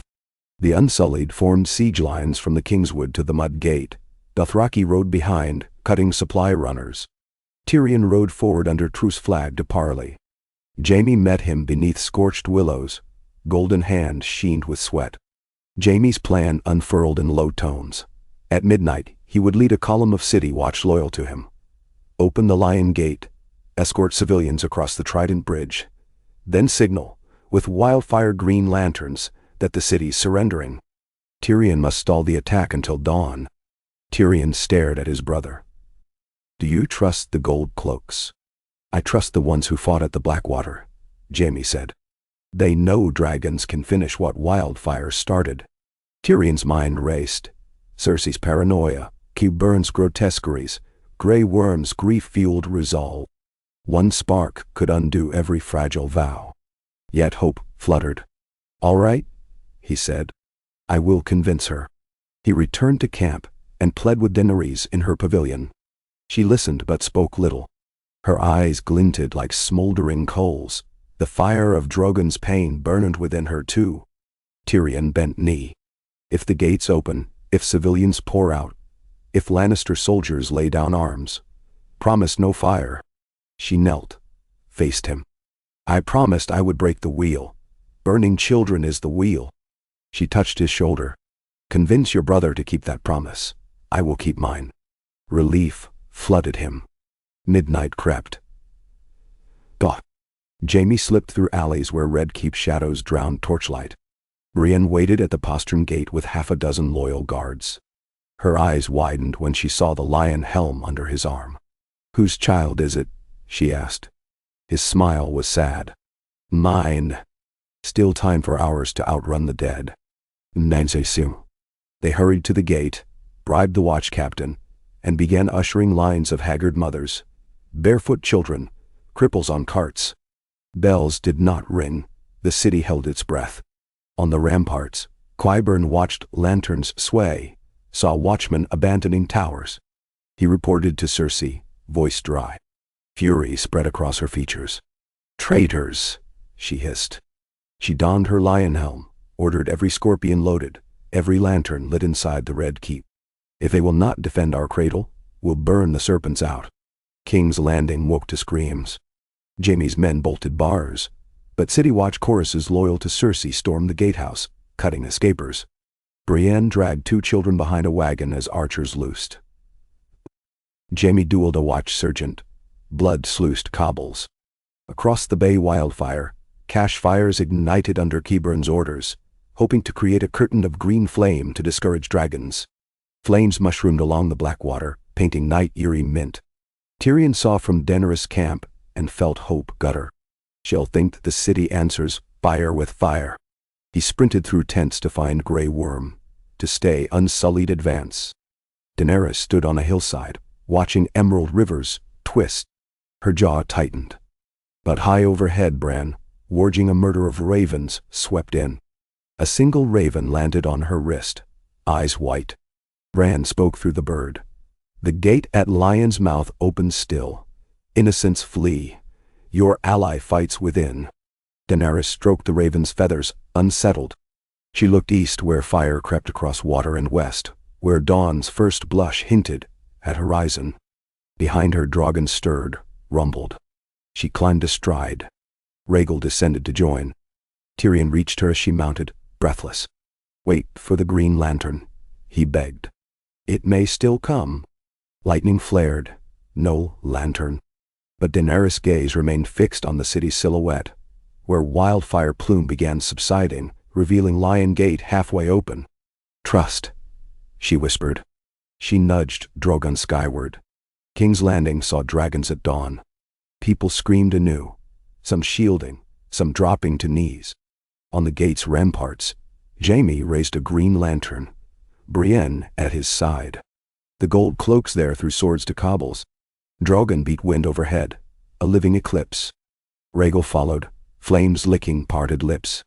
Daenerys circled once, gauging. Scorpions on towers craned to track, but grey worms unsullied had breached the mud gate, swarming up inner stairs, hacking crews before they cranked. Bolts never loosed. Bells tolled. First one, then all. The old bronze voice of surrender. Daenerys closed her eyes. Ghosts of fathers, brothers, children wailed in memory. Meereen's slaves, Astapora's dying children, riverfolk hanged along the road. She thought of Drogon's wounds, of Rhaegar's fallen crown, of Jon's steadfast promise to keep her human. She opened eyes and banked Drogon away from the Red Keep, spitting fire upon the wildfire blossoms, still raging on the docks, safe flame against flame. Inside the keep, Cersei saw scorpions fallen silent, dragons coasting rather than striking. She snarled, drew her sword. Qyburn counseled flight through catacombs, but she slapped him aside. "I will not crawl." Footsteps echoed. Jaime entered, helm clasped at his side, golden hand stained red. For a moment, siblings stared. Then words spilled. Accusations, denials, bargains of love and fear. Cersei's bellyache spoke louder than all. Tears blurred her vision. "Save our child," she whispered, sword clanging as fingers slackened. Jaime took her hand. "The city's done. Come, we sail." When they reached the Serpentine steps, rubble blocked exit. Wildfire crackled below. Cersei wept, shaking. Jaime held her as ceilings shuddered above, bricks exploding where fire met stored casks. The twins pressed foreheads together. Earth groaned. A vault collapsed, burying them in dust, together still. Dawn bled into full morning. Unsullied raised Targaryen banners on the towers. Dothraki herded remaining Golden Company outside walls to surrender swords.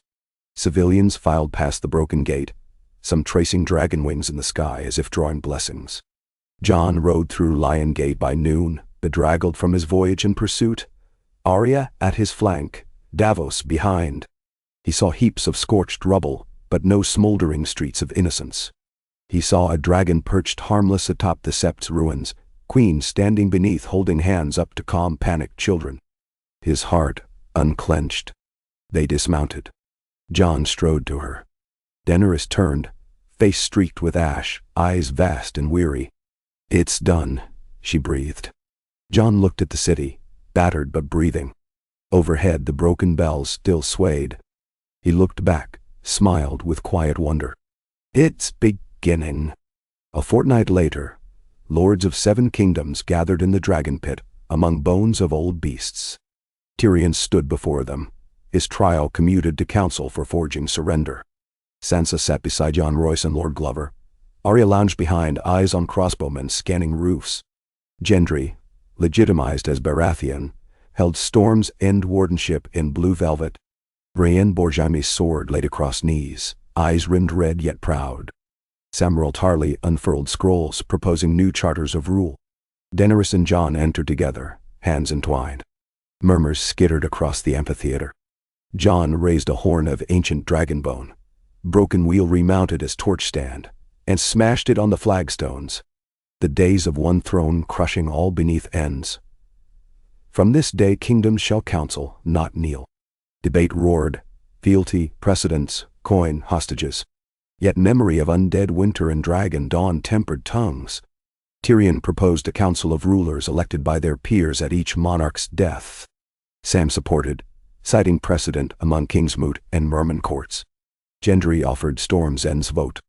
The North declared full independence, yet promised alliance. Dorne nodded similar. The Reach, shattered without Tyrells, supported anything that meant peace. Slowly, a charter formed. They named Daenerys and Jon co-regents, queen and king consort, until the child many hoped for came of age. subject to council right to depose by unanimous vote, should tyranny stir. Dragons would police skies against slavers and foreign invasion.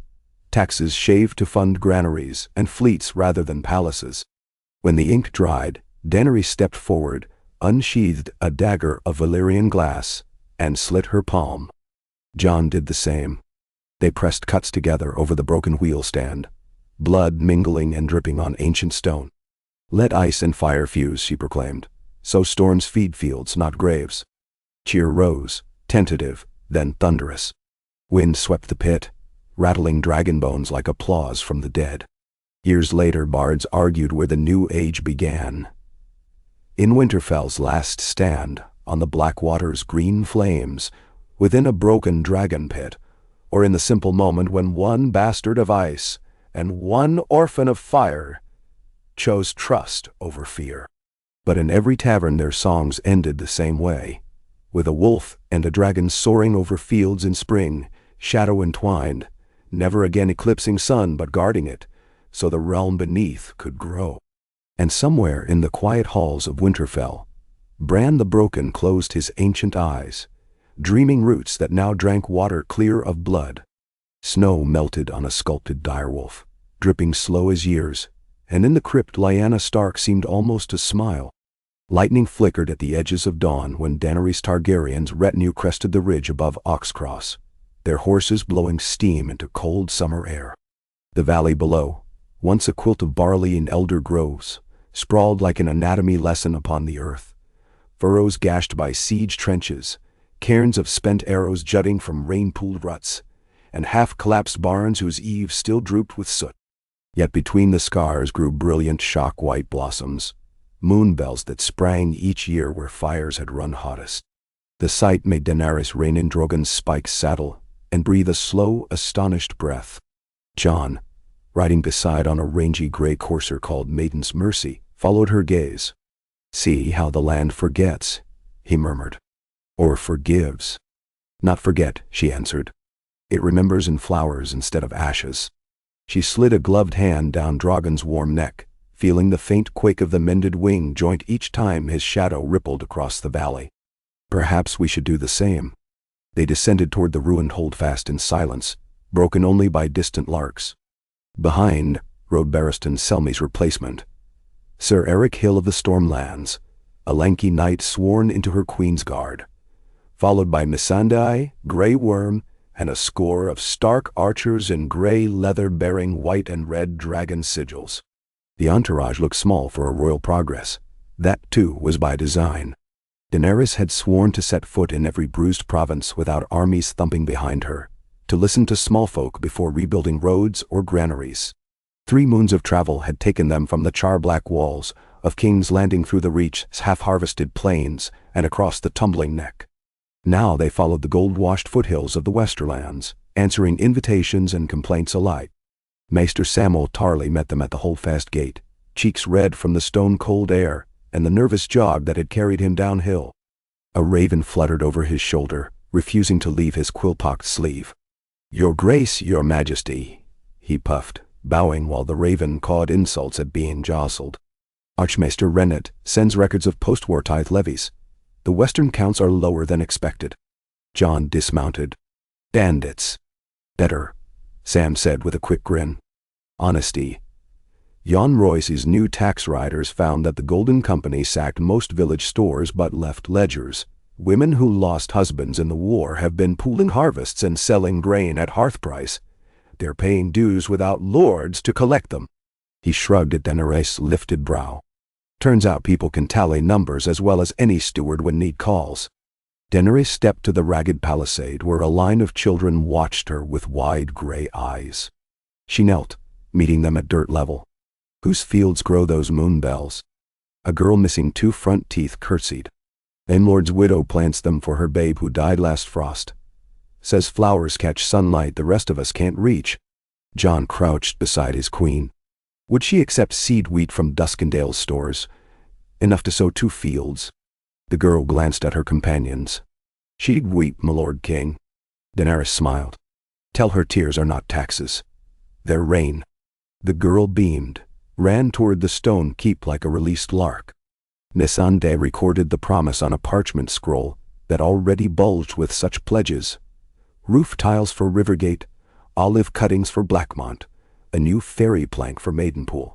Small notes that, layered together, looked suspiciously like the skeleton of a new realm. Yet every promise carried cost. Jon felt the purse strings at his belt grow lighter by the day.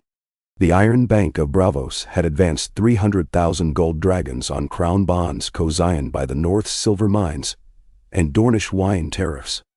Davos, now master of coin, swore the debt affordable, so long as peace wasn't a summer mirage. Peace tilted in fragile balance that evening when the Western lords convened in the keep's fire-gutted hall. Lord Devan Lannister, his hair gone iron gray over the winter, stood flanked by lesser castellans whose houses had bent knees but not hearts. His cousin Jancel held a cracked lion standard turned upside down, a gesture of surrender, yet one that dripped bitterness. The man's words matched the posture. "We submit to the council's charter," Jancel declared, "but the Rock will not forget oaths broken, nor dragons flown unbidden over our minds." Daenerys answered smoothly, "Dragons defend the skies of all kingdoms now, Lord Jancel. If you fear them, keep treachery from your halls and your skies will remain clear." Lord Davin tempered his cousin's scowl with a quick bow. "The Rock seeks only to rebuild, but minds starve on promises. We ask silver for timbers to shore shafts." "Dane, silver comes once safety allows men to dig," Jon replied. "Send us proof shafts are stable and free of traps laid by Cersei's retreating captains, and the council will release the funds." A grumble rippled among Western throats. Nisande raised ledger figures of repaired roads to prove equity across regions. Sir Eric's gauntlet tapped hilt in mute warning. At limit's edge, Devan Lannister offered a stiff nod. "Very well. We will supply engineers from Lannisport to inspect the lower galleries. Expect their report by Michaelmas." Dan Sharisoinjord. The tension broke like a lanced blister. Wine jugs passed. Daenerys rose before first song. Jon followed her onto a parapet where moonlight silvered the valley. "Every audience chips some stone," he muttered. "Soon we'll have no castle left." "It's worth the dust," she said, leaning on the tilted crenelle. "Let them gnaw, if it means they swallow peace." He studied her in the pale glow. New lines at the corners of her eyes, hair wind-tangled from days uncovered beneath the sun. "When does the gnawing reach bone?" She heard the worry behind his calm, and placed a hand over his. "When it does, we bite back, but not before they learn the taste of grain again." Her palm rested on his. "Come to bed. Sam says we depart at first light for River Run." They found Drogon roosting on collapsed roof beams, amber eye half-lidded. Jon stroked the tough hide behind the horn ridge. Rhaegal, nearly healed, slept nearby, head beneath wing like a massive green swan. Ghost curled against Rhaegal's tail, dreaming twitchy-footed dreams. Jon whispered into Drogon's ear scar, "Look after them." The dragon's chest vibrated, a rumble of assent or amusement he never could decide. Inside the keep, candlelight glowed through a broken casement. Daenerys pulled him into the lingering warmth. Bran the Broken sat alone in a sky-brayed tower of Winterfell, pale fingers splayed across a weirwood carving that rose from the floor like a trunk pruned by patient chisels. Ravens crowded every sill yet made no sound. Their eyes mirrored Bran's milky blankness, as his mind rode currents beyond the tower. He saw sun-yellow sails racing across the summer sea, inks of conspiracy spilled in Bravos, Dothraki colts taking first steps in the grass sea, and naming their first word, Jogo. He saw Arya Stark facing gales on the bowsprit of the Dawnseeker, charting waters no maester's map toward a pearl-pale continent shaped like a sleeping kraken. South polar lights shimmered in her eager eyes. But one vision clung, a shadow creeping through the ruins of Valyria. An armored column marched where no mortal force had marched since the Doom. Iron helms painted crimson, shields stamped with a sigil Bran did not at first recognize, 3 towers bound by a broken chain. At their fore strode a figure robed in saffron, skin snow-white, and carved with obsidian runes. He bore no heartbeat. He radiated a cold Bran had felt only once before, when the Night King's blade brushed his arm. Yet this cold whispered instead of screamed, whispered of cracked earth and fire turned sick. Bran's eyes snapped open. The ravens fluttered. Not done, he breathed. The long night was only dusk. He called for Maester Walken and dictated letters by lamplight, each message sealed with stark wax, and the new sigil, direwolf crowned by sprouting green shoot. Most traveled south with falcons, bred for speed. One he kept for dawn flight on a crow that knew Dragonstone's spires well, a warning to queen and king that a darker tide stirred east. Riverrun greeted the monarchs with banners stitched for the occasion. Half trout, half dragonwolf, hung between towers still pocked by siege stones. Edmure Tully welcomed them with exaggerated bows, and a stammer he could not quell. Rule had turned his ruddy cheeks into apples left too long in the press. Yet as garrison lined the banks singing new verses of Seven Stars arose, a ballad praising Daenerys for sparing King's Landing. Jon recognized Gendry's lyric hand in the bilges of the rhyme. They convened river lords beneath the hall's murals of laughing fish. Trade disputes dominated talk. Black-tide pirates, the sons of defeated Euron, raided grain barges down to Maidenpool. Ironborn envoys pleaded for leniency in scathing rivermen courts. Daenerys decreed a joint flotilla. Stark wolves and river-run skiffs, commanded by Lady Asha of Pike, who had bent knee after her brother's death, and now sought to rehabilitate her people's name. Grey Worm would supply unsullied marines, to remind Ironborn what discipline smells like. That night, as festivities bloomed around a repaired hearth, Jon slipped outside the walls. Riverrun's ground spread under a millet-yellow moon. He found Brienne of Tarth, alone by the quiet water gate. Jaime's sword brighter than my honor strapped across her back. She listened to bats flit in willow shadows. "You ride for Tarth on the morrow," Jon said. She nodded. "Storms end holds, but thieves haunt the marches. I gave my word to check the roads." He hesitated then. "Jaime died, saving innocence. Whatever songs claim, remember it." Brienne's mouth trembled. "His crimes were many, but I saw the man Catelyn hoped he might be." Jon offered a hand. She clasped his wrist in the old knight's way. "Thank you," she said, voice thick, "for not burning the city, for keeping faith with her." They stood a moment in shared silence, then parted toward different destinies. Queen City grew daily from King's Landing's remains. Tyrion commandeered brickworks along the Honeywine to fabricate pale blocks that gleamed peach under sunrise.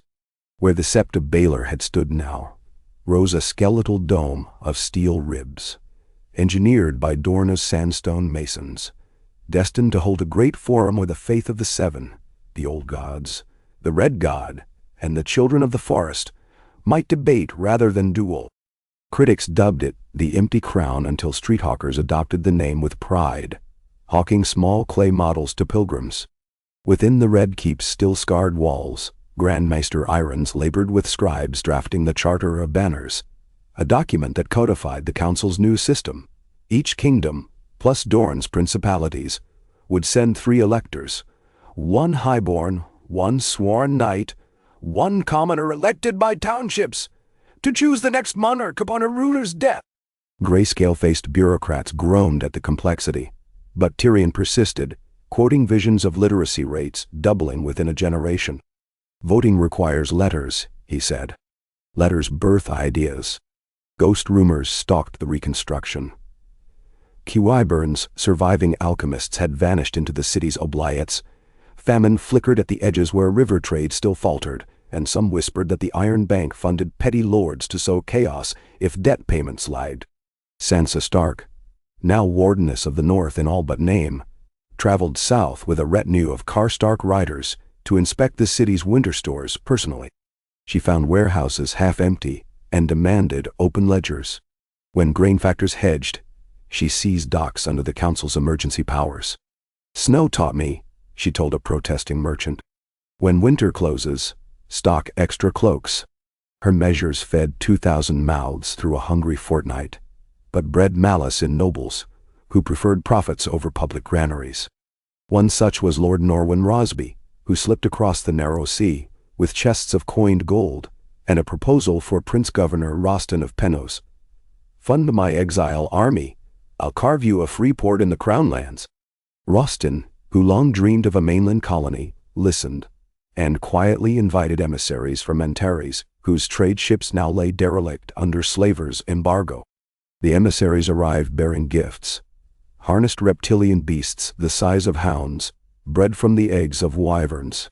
Their trainer, a white-robed magister named Krazax M.O., claimed the scaled brutes obey high Valyrian whistles and could sniff out gold seams underground.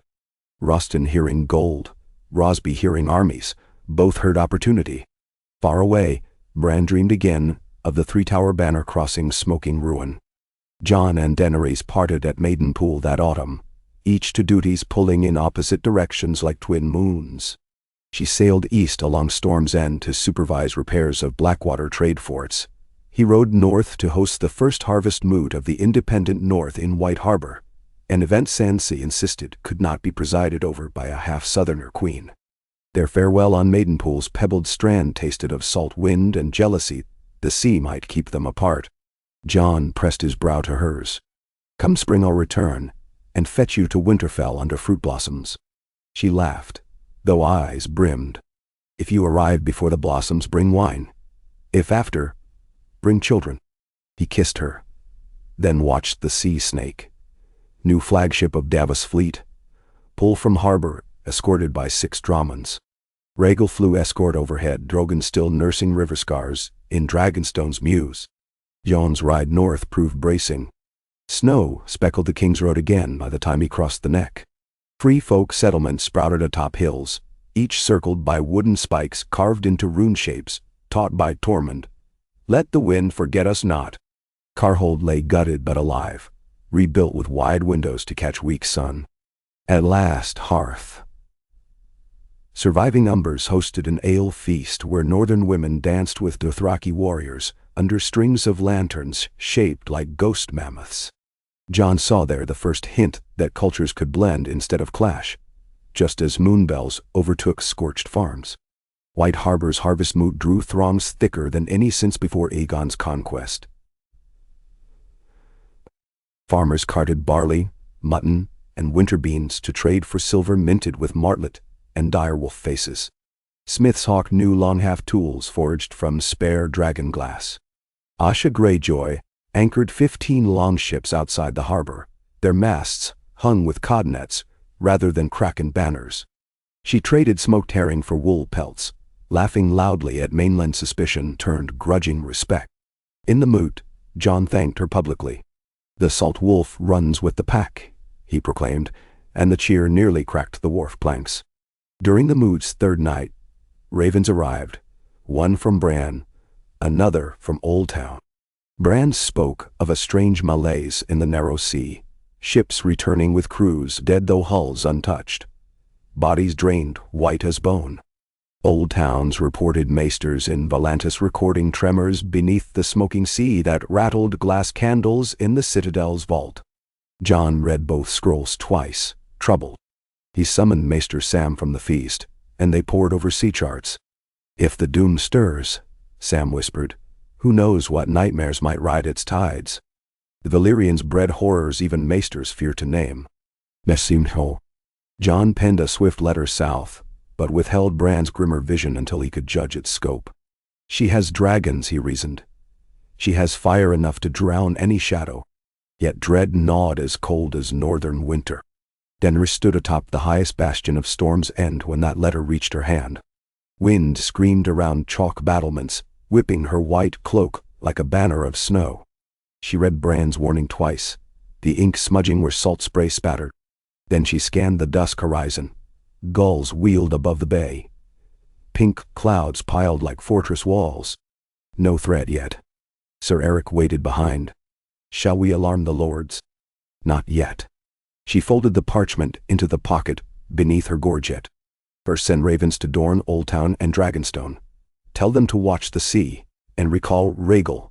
If the sky darkens, I'll need fire at my flank." That evening, she dined with Arianne Martell, newly arrived with 2 Dornish sandships full of citrus trees to replant the scorched Kingswood. Arianne toasted, "Sisters in sun and storm," but Daenerys tasted tension behind the smile. Rumors said Dorne's stepstones were haunted by black-sailed corsairs, who hoisted neither kraken nor trident nor lion, a new flag unknown. Desert whispers claimed they hailed from Mantares, financed by sell sails exiled under Giscari warrants. Daenerys pressed Arianne for details.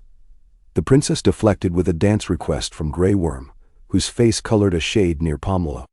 Midnight found them stamping barefoot in wet sand while driftwood bonfires spat sparks into stars. Neither woman saw the single black ship riding the horizon beyond torchlight, its prow shaped like 3 towers bound by chain. In the citadel, Archmaester Marwyn bent over a glass candle that flared wild teal each night since the Night King's fall. He muttered fragmentary spells in Valyrian older than Aegon, tracing glyphs of broken volcanoes. Candles rarely burned bright. Now all 4 pulsed as though a giant's heart pumped within. Marwyn tasted copper lightning on the air, an omen he had chased half his life. He feared it, and hungered for it both. He sent no raven, trusting none who wore plain links. Instead, he prepared his old mastiff of a ship, the Storm Chaser, for immediate sail to the smoking sea. If doom brewed anew, he meant to stare into it. Before dawn, his apprentice Pate found the Archmaester dead beside the candle, eyes scalded black. The flame inside the crystal twisted into the shape of a 3-headed shadow bound in fetters. Jon rode hard from White Harbor, after receiving a curt raven from Queen City. Unknown fleet sighted in stepstones, banners indistinct, possible slave raider coalition. Tyrell grain convoys attacked and burned. Please return south with all speed. He left Sansa in charge, naming her Regent of the North for the 2nd time. She accepted with a weary smile. Try not to crash any more walls, she teased, but tears rimmed her lashes. He hugged Bran, who murmured cryptic warnings of iron ghosts. Hugged Arya's phantom, the emptiness she left always colder than winter. Hugged Ghost, who whined and refused to stay behind. The direwolf joined Jon's cavalry column, trotting beside the lead banner. Snow chased them all the way to Moat Cailin, tapering to rain in the Reach. By the time Jon reached King's Landing, the new cobbled streets shimmered silver under drizzle. He smelled sawdust and mortar where houses sprang like seedlings. News from the docks proved grim. 5 grain cogs missing, wreckage found adrift near Massey's Hook, bearing scorched bolts unlike any known design. Black obsidian tips etched with runic scratches. No maester could read. Daenerys arrived 2 days after, Rhaegal circling low overhead in greeting salute. She found Jon atop the half-built dome of the empty crown, meeting with Tycho Nestoris of Braavos. Tycho's sardonic eyebrows rose at her sudden descent. Your Grace, he said, I was assuring His Majesty that the Iron Bank remains your friend, should you maintain interest payments. Daenerys gave a curt nod. We prefer allies with names, not schemes. She eyed the ledgers.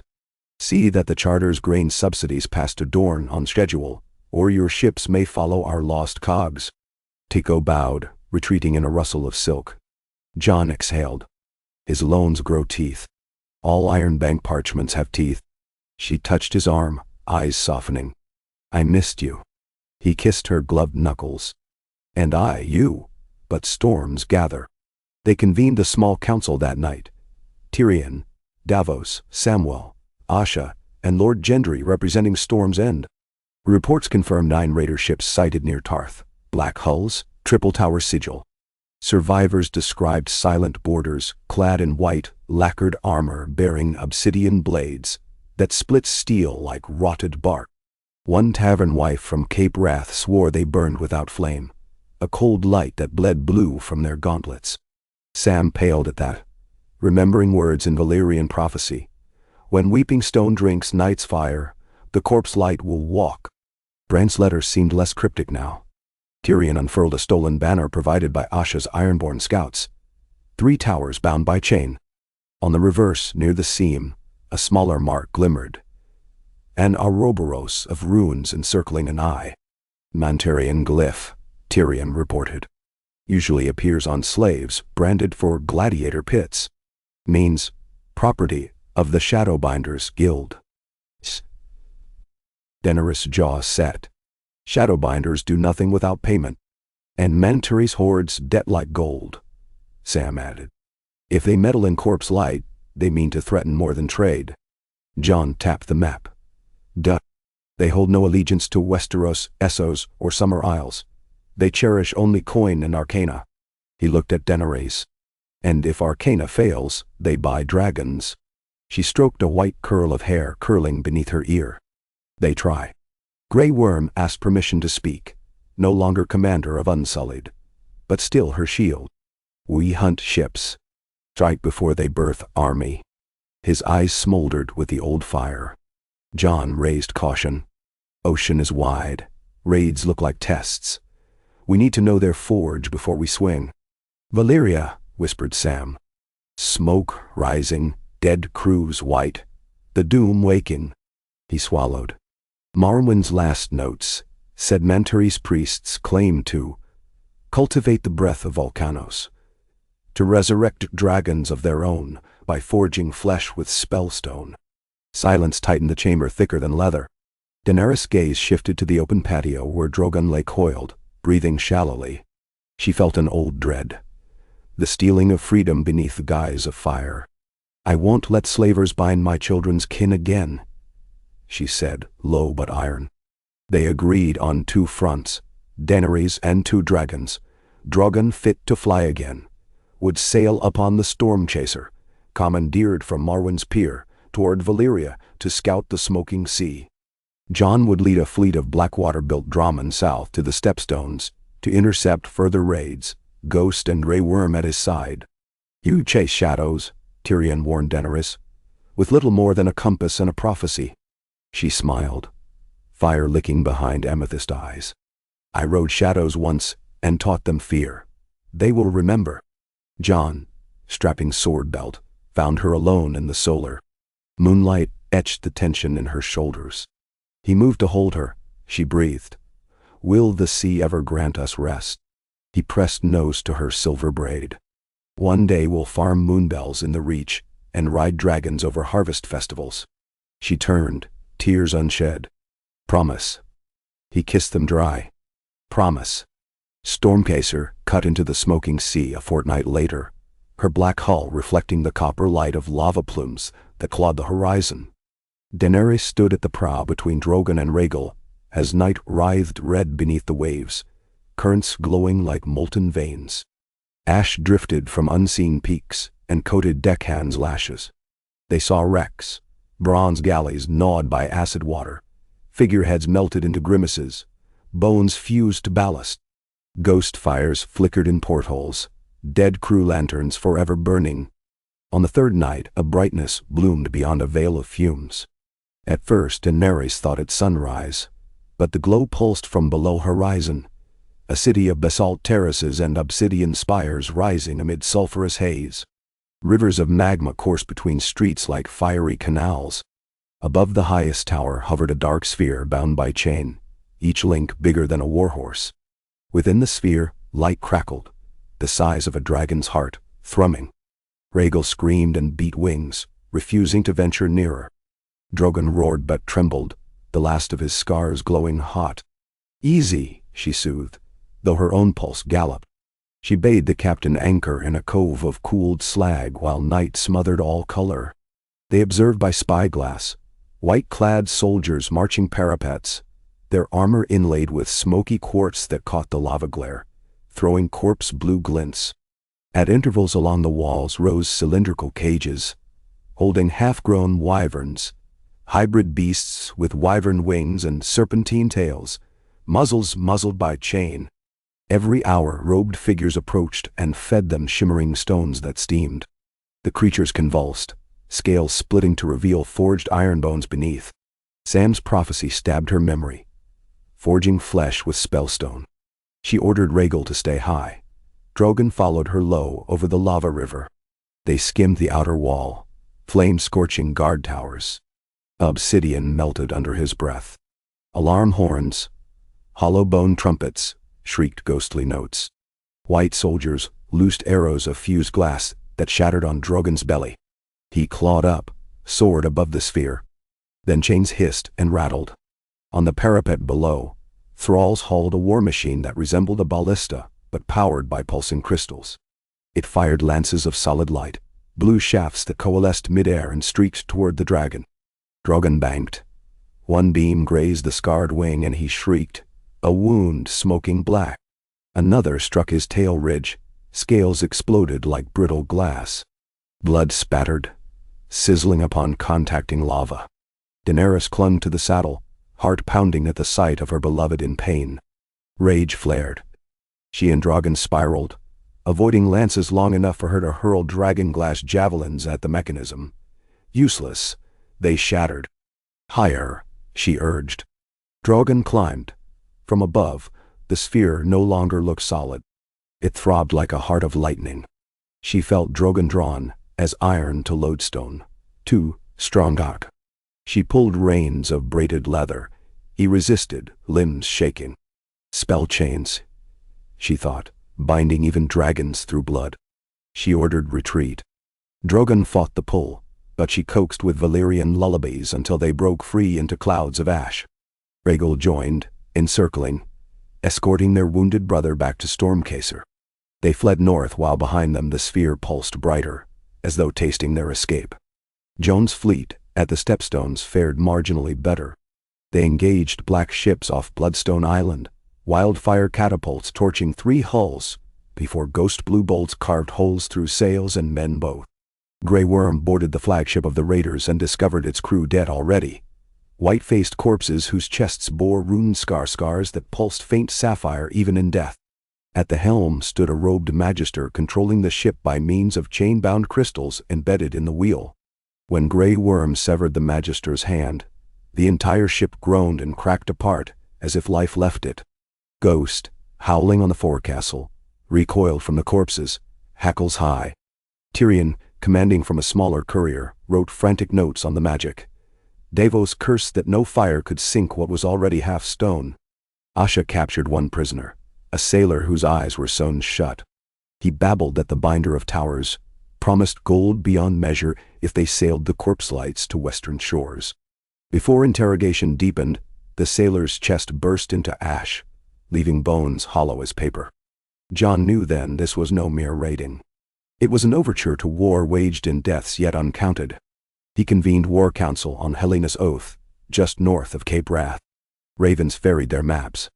Bran's next letter arrived via falcon. The eye in the chain sees through dead flesh. Sever chains. Seek seed of living flame. They puzzled until Sam realized seed of living flame meant dragon eggs not yet hatched. Dragon seed contained magic unbound, raw as creation. If they could plant eggs in each tower of Mantares, perhaps spells binding corpse lights would unravel. But dragon eggs were rare. 3 last clutches hidden in Dragonmon's tunnels, guarded by Daenerys Dothraki and Melisandre, who had returned from distant Shadowlands wearing a smile sharper than ever. They would need them all, and need Daenerys' courage to deliver them into the Forge City's heart. Jon wrote her in cipher. Come dawn, we burn the chain or see the sun set forever. Stormcaser limped into Dragonstone with Drogon bleeding slow. The island's black shores teemed with healers. Melisandre emerged from the cave mouth, red eyes alive with new flame. She touched Drogon's wound, spoke to the fire within him, then turned to Daenerys. Shadow binders twist the world's core. Only fire unshackled can melt their chain. Daenerys delivered Jon's letter to her. Melisandre nodded as if expected, then led them to the tunnels beneath Dragonmont where 3 eggs larger than anvils pulsed with heat. Children of flame, the priestess intoned. Place them where dark hearts throb, and chains will quail. Grey Worm arrived hours later with tidings from the Stepstones and bodies bound in sailcloth that writhed still, crystal shards glowing within their flesh. Unsullied spears pinned the corpses, but Melisandre warned, "Stop their eyes, break the crystal within, or they will walk again." They burned the corpses under a moon gone blood-red. Daenerys cradled one egg at the pyre's side and swore to return it unbroken. Rhaegal roared assent. The Allied fleet launched from Dragonstone.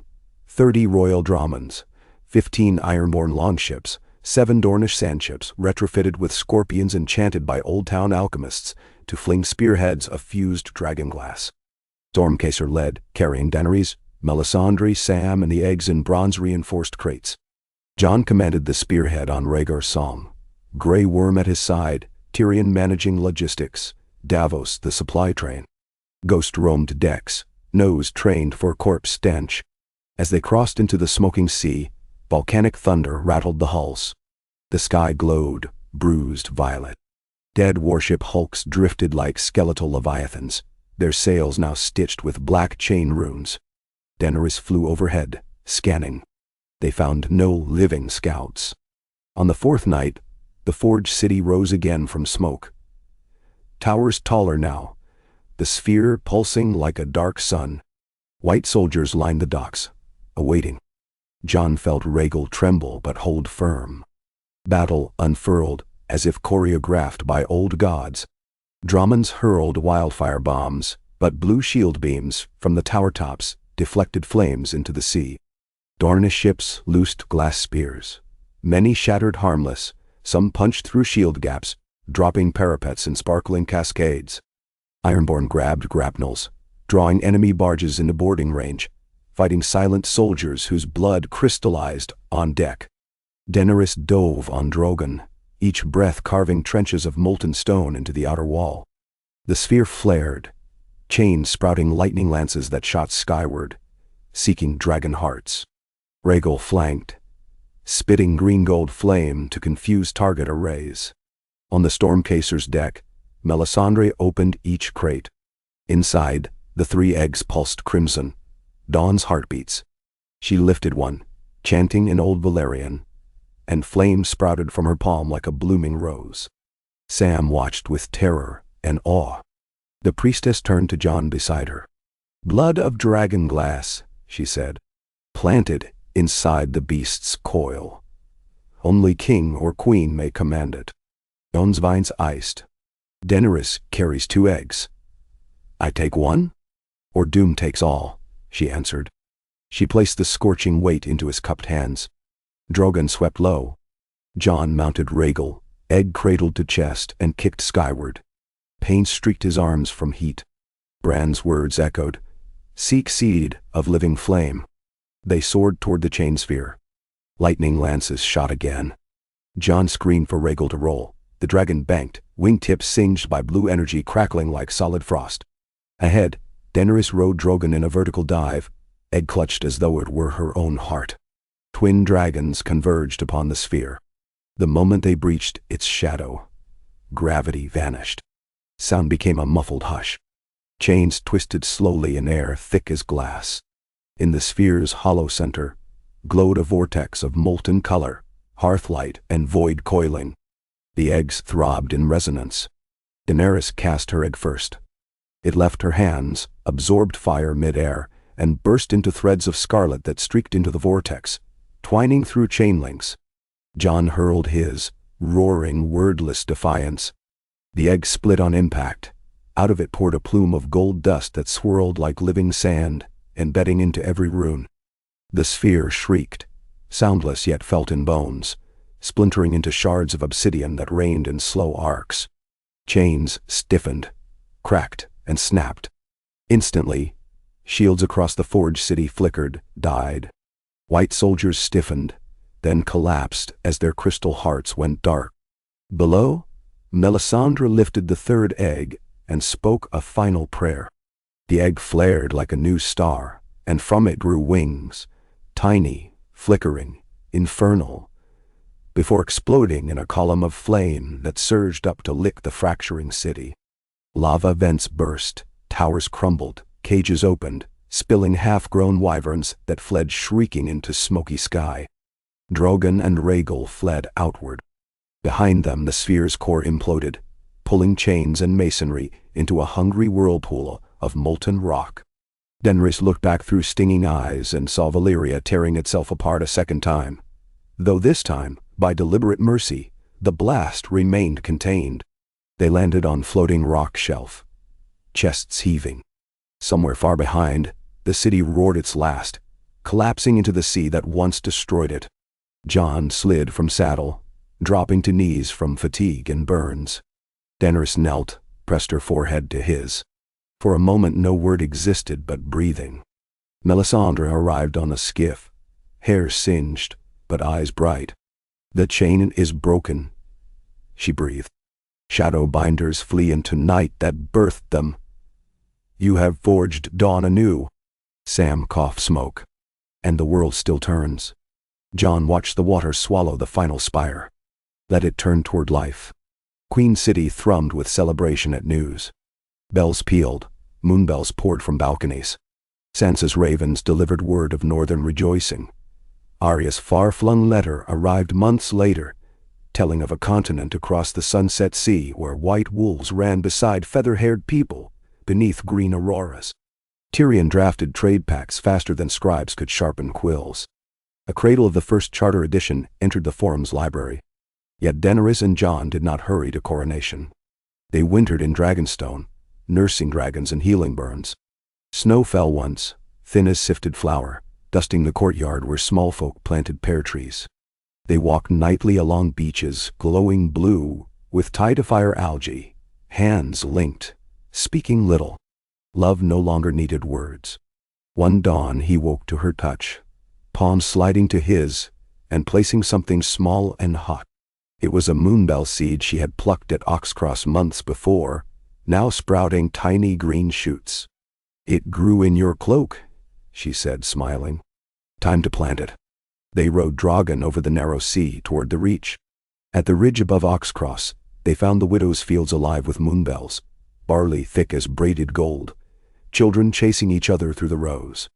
Daenerys knelt and pressed the seed into fertile earth. Jon covered it, whispering prayer to old gods and new.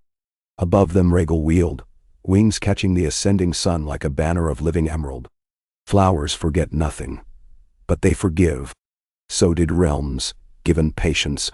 Years later, traveling minstrels would mark that quiet planting as the birth of a second spring. The spring of the broken chain. They would sing of wolves and dragons married beneath a violet dawn, of a wheel shattered and reforged into a plow, of moonbells covering battlefields, feeding bees that in turn fed orchards from the twins to the stepstones. They would mention the prince born the next midsummer, Viserys Stark Targaryen, eyes pale gray, hair silver black, who toddled among dragons as easily as pups. They would mention that the form of the empty crown filled, debate thriving, councils arguing yet not bleeding. They would not sing, perhaps, of Bran's fading dreams of further storms, or of the flicker of red light that lived still inside Melisandre's eyes. But songs did not need to tell every worry. Some worries the world carried quietly until they too burst into flowers. For now, a king and a queen watched their seedling sprout. Jon squeezed Daenerys' fingers. "Someday," he said, "our grandchildren will picnic under its shade." And she, smiling, leaned against him, listening as wind combed through moonbells that sounded very much like the breathing of a new world, learning how to dream.